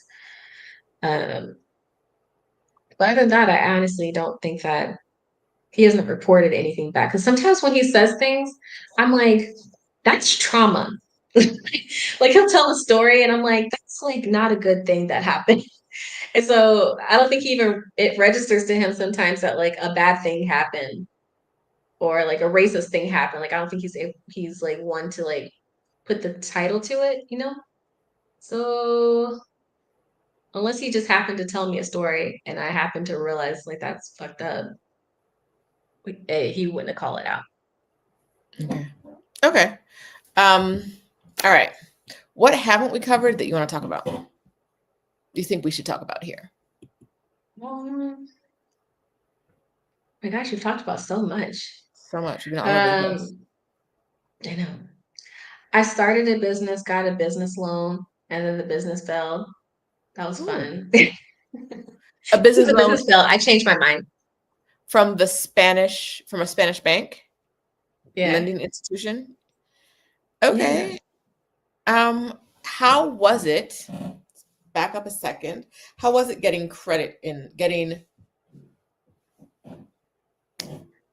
money Yeah. lent to you in Spain? Yeah. I was surprised that I was just like trying stuff. This was during the pandemic era.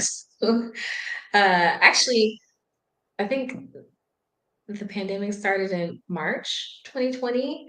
And in February of 2020, I quit my job and I was like, I'm gonna start a business. And yeah, and then there was a pandemic, and I was like, oh shit, I quit my job. My remote job from an American company is like a full-time job I had. Okay. Um, and I wanted to do cooking classes in English for people who want to learn Spanish. Oh. And yeah, I went to culinary school before Spanish and all that. So Mhm. that was like a big thing, and I thought it would be a great way. Yeah, it was a great business idea. And so I had to create a business plan. At first I was going to do it casually because I was thinking, we're not in a pandemic. Or I wasn't thinking that. I was thinking this is normal life. And I had an idea of just kind of like setting this up in different places, renting out spaces, whatever. But then once the pandemic hit, I don't know why, but I was like, I think I should go even more full force with this. And I'm gonna like use this time to like us to have an actual location and everything. And yeah, so I did my business plan and talked to my banker, and yeah, they financed it. And then I started doing classes online because I think when I was doing all this, I didn't know like how far the pandemic was gonna go. So Mhm. I was like, okay, well, we're down right now. So by the time we're up, then my like everything will be in place. And then after a while, I'm like, okay, so I have this loan that's been given to me. and I still don't think things aren't looking great. So I started doing classes online, and that was good. But then I realized that, oh, food is like it's a passion for me. I love it, but I don't think that I want to do this as a job because it is exhausting and it's making me not enjoy food. Hmm. So I I switched gears. I just switched gears with it, and I made some other investments, and then I started doing the a virtual assistant thing instead. So yeah, it was a fun little experience to get a loan here and all of that. And then my next one will hopefully be a home, a mortgage. So it was kind of like a nice introduction to that world, but Okay. it didn't last long. Okay. How was so working with the bank was fine? Yeah, I was surprised. I don't know if I got lucky or if they were like handing out loans back then for some reason, but I definitely didn't feel like I was treated differently or anything like that. Um, and I've also gone into like I've gone now I think because of that, like I have a business bank account and everything, and like I have a relationship with my banker. And so I've gone in and talked to them about what to do as far as getting a mortgage and all of that. And everybody takes me seriously now. And Nice. so I think one key thing is like to create a relationship with your banker somehow. If you can figure out a way to do it, create a relationship with your banker wherever Okay. you are. Okay. And I feel like that helps. And you get a bank back that money? Huh? Did you give the bank back that money? I did in a way. We've restructured the Okay. purpose and there was Good. no like it wasn't like against the rules or anything like that, but we restructured it and it paid back now. So Oh, yeah. good. It's I know it's like when you're starting a business, the idea of like some people are like in love with the idea of using someone else's money. Like just use somebody else's money and then it doesn't cost you a Yeah. thing. But it's like it costs Cost you some you. stress. And it can Yeah. cost you the interest rate or more, right? Like it so Yeah. it's an interesting Yeah. position to be in because like a business loan sounds amazing to some people and then like terrifying to others. So, I think I just thought that business had to be like the only way to be official an official business looked one way. You had to have like a brick and mortar. You had to, I guess, like I figured everybody had, I don't know, I just had this idea and I was like, well, this is the next step I'm supposed to take if I want to be like official. And then I realized like if I'm making money and supporting myself and my family, I have a job. Like that's a business. mhm, And that can look however you need it to look. So, and I think like some people see themselves as freelancers, and then people will kind of associate being a freelancer with being like more casual or something. People call themselves business people or entrepreneurs. And I think you call yourself whatever you want, but however you take that word is how you're going to carry yourself in whatever you're doing. You know mhm. what I mean? So it doesn't really matter. There is no proper way to do anything. If you're making the money legally and everything is above board, like you're doing fine. And I had to kind of grapple with that because my friends are like lawyers and they've got like corporate jobs and I had never wanted that. But then I was like, oh, that's what I'm supposed to do, so I should figure out how to get that. And yeah, I just go back and forth on that. And every time I go, probably maybe once a year, I'm like, okay, I need to go get a corporate job. So I'll start applying for corporate jobs. And then I'm like, what am I doing? How did I get here? I have a whole job that pays me money. What am I Mhm. doing here? It's just because you think that this is what it's supposed to look like. You have to remind yourself that whatever you're doing is what it looks like now. Yeah. And if it's working, it's working. It doesn't matter if Yeah. it's not what someone else would expect. Okay. Do you God, what was my question? Was that I had a really good question? Follow up. Oh, did you do VA work prior to moving to Spain and prior to starting this business? I did VA work as soon as I got to Spain. I didn't do it back home. Just Mhm. no. Well, I did like things like everybody in my family is a business. owner.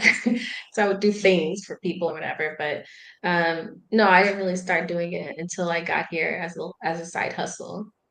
And then like just because I was constantly doing that, I had eventually just changed my idea, my perspective on what I was doing, and said this is now a business instead of side hustle. And it was a business. And when you started doing the things, was that on Upwork like you mentioned before, or was that in a different way? So some of the people that I worked with on Upwork, there was like two that I found on Upwork. This person like New Zealand that I was editing her podcast for, Mm-hmm. and then my sister, it's like a serial entrepreneur, and so I was doing things for her, and she has like a like a database for Black therapists, and so I started working for that company, Melanin and Mental Health. That's what it's called. I started working for her there, and that was my like full-time virtual assistant job. But then I Mm-hmm. realized, I need more than this, and realized that there's the option of like branching out and having more clients, and I just grew from there. So Okay, that's amazing. yeah. Now, because we talk about people, sometimes when people are like, oh, I want to move abroad, I don't know how I'm going to make money. I think they underestimate the number of skills they have, right? Hmm. Um, because even if you, like, you weren't doing VA work before, but one day you did it and then you were it, right? Like, one day you were Yeah. doing VA work and then, somewhere in the life continuum, you are now a VA, right? There was no Yeah. like you don't have a stamp on a piece of paper that says like you're officially a VA, right? You just did No. it. If you can do the job, you do the job. I had never edited a podcast before, and then I did. And now I'm now I'm project managing, and I'd never done that before, and now I am, Okay. so you just learn the skills. I'm always honest with my clients though. Like if it's something new for me, Hmm. I'll tell them. I'm not lying about anything.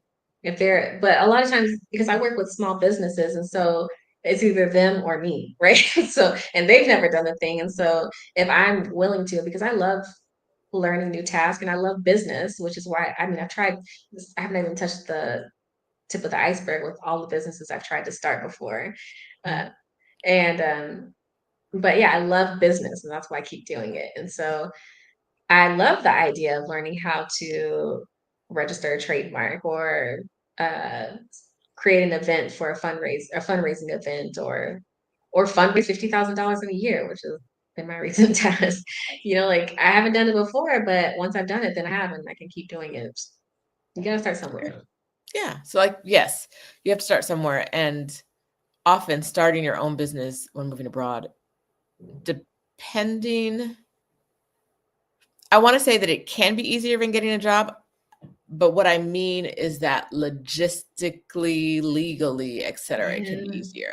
Some people, entrepreneurship is a struggle for them. They want a job. And that, yeah, um, yeah, if you don't have a visa that allows you to work, that can be a challenge, right? Um, yeah, but if you're willing to take the entrepreneur route, you can kind of sometimes make up your own thing. Like what I do is a thing I don't know a lot of people were doing when I started doing it, right? Like yeah. If you can it's a good. find the people who need it, the community, Yes. then that's all you Um, need.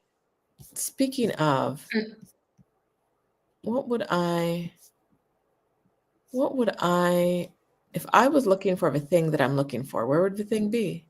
What do you think? What's the thing you're looking for? Google? No, ChatGPT? no. I am looking, I think, for this. Yeah, give me a second. All right. Speaking of, Stephanie and I are launching a new thing on Thursday. Yes, it is Thanksgiving. Yes, it is. It's Thanksgiving, 8 p.m. Eastern time. My bestie here has reminded me that that is going to be in the middle of our Thanksgiving dinner. But we're launching it over video, and we know y'all not gonna be home watching videos on Black Friday. So we were like, might as well launch it on Thursday when y'all will actually be home to watch it. So get on the list. We will email you. If you don't see the video on Thursday, we will email you on Friday about it. Lots of stuff coming, lots of stuff all around the world. Keila, as we wrap this up, if people want to get in contact with you, what should they do? If they need a VA, how should they get in contact with you? Yes. And who's the If you ideal need, client for you? so my ideal client, I work specifically with Black businesses and businesses that I'm passionate about. So if you're doing something dope, I'm probably going to be excited about working with you. If you're a Black owned business, I'm going to be excited about working with you. And if you are just like, I got too many things to do, and it's stopping you from either living your actual life or it's stopping you from growing in your business, I'm the person who's going to take that stuff off your plate or take on that project so you can get to where you're trying to go. My website is the-eliteva.com. Okay. And is there a minimum number of hours that you like to work with a person each month? Yeah, I usually do 40. I have a few that I've done 20 if depending on what they're looking for, but 20 a month is like the very least. Okay. See, my VA is not VAing anymore. I don't know if she's still Oh here. She can see my no. sad face. But I literally only use her for like 2 hours a month. So I need to find someone I can work with for 2 2 hours. hours a month. Yeah. I don't know. There's not a lot to do. Like there's not a lot to delegate. Yeah.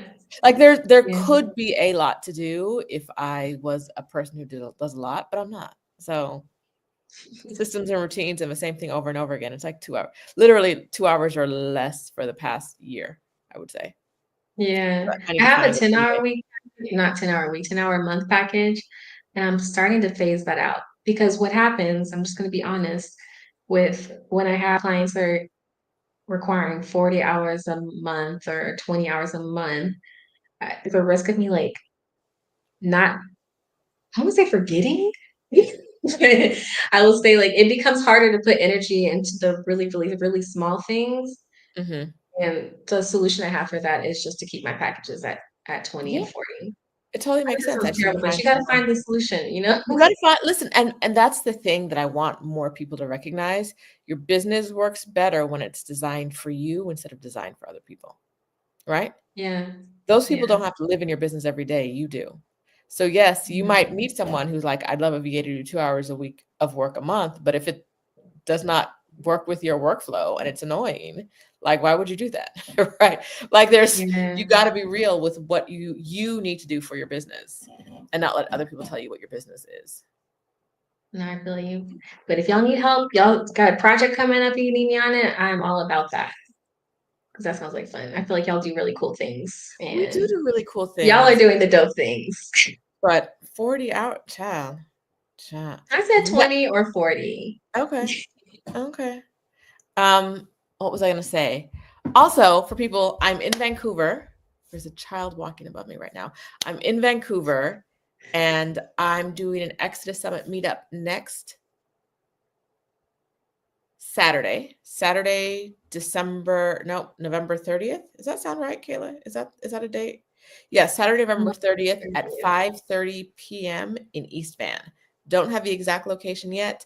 If you're in the Exodus Summit group, the event is already made there.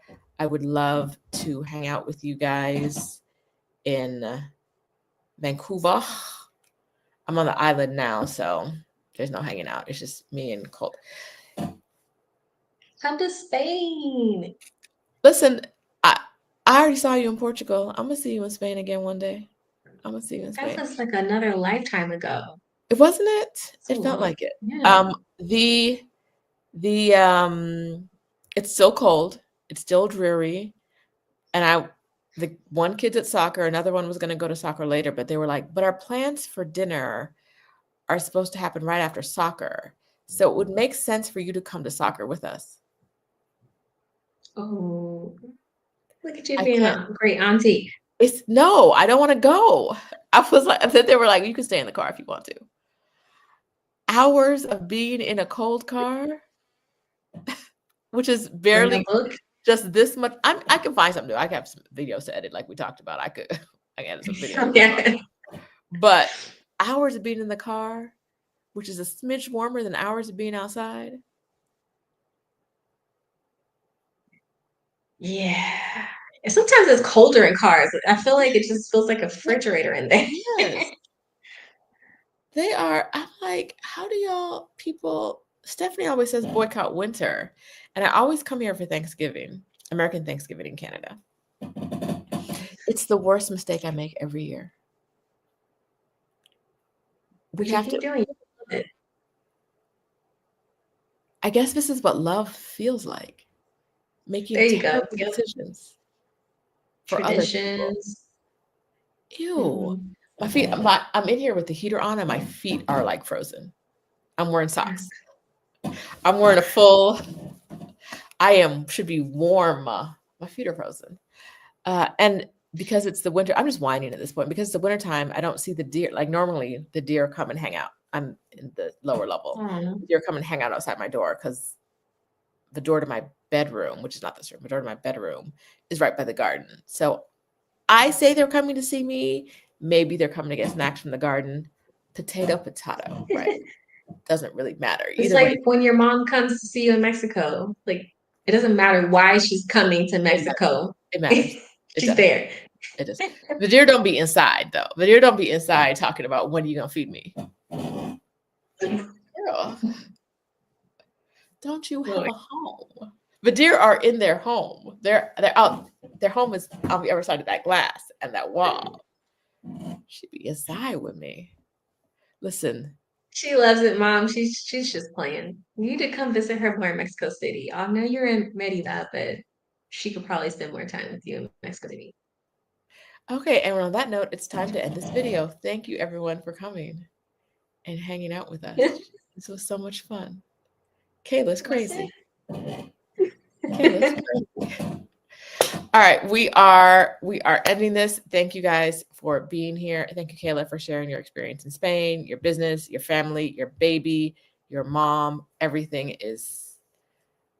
I feel like you're in Zaragoza for life, and I know that life is a long Yeah. time and that could change. But like, there's so much good stuff. Like everything is kind of like come together for your good, right? Like everything is just Yeah. a beautiful little Don't they say thing. if things are easy, it might be because you're where you're supposed to be. I think just Yeah. kind of have fallen into place here. So Yes. Oh, and don't forget to subscribe to Kayla's YouTube channel, which we already shared, and she's going to make more videos. When are you going to make another video on your YouTube channel? When are you going to go live we'll again? have another. Okay, so I have two videos that I actually do have to edit and put up because one of them is about the NowCap program and everybody wants that, or not everybody, Oh, wait, not the but a wrong lot thing. of people want that information. And then the other video I have, I think it's about pole dancing, but but I just love it. So I'm definitely gonna put those up. I'll put one of them up this week, and then after I do those two videos, I'm going live. Like this whole editing is for the birds. So Birds, I if you say. want, yes. So if you want to learn about just if you just want to see somebody living their life in Spain and see what it's like, and then get the tea on different experiences I've had, or if you are interested in my life as a pole dancer because I love to pole dance and I put everything there, or I will be putting everything there. These are all reasons to go to my channel.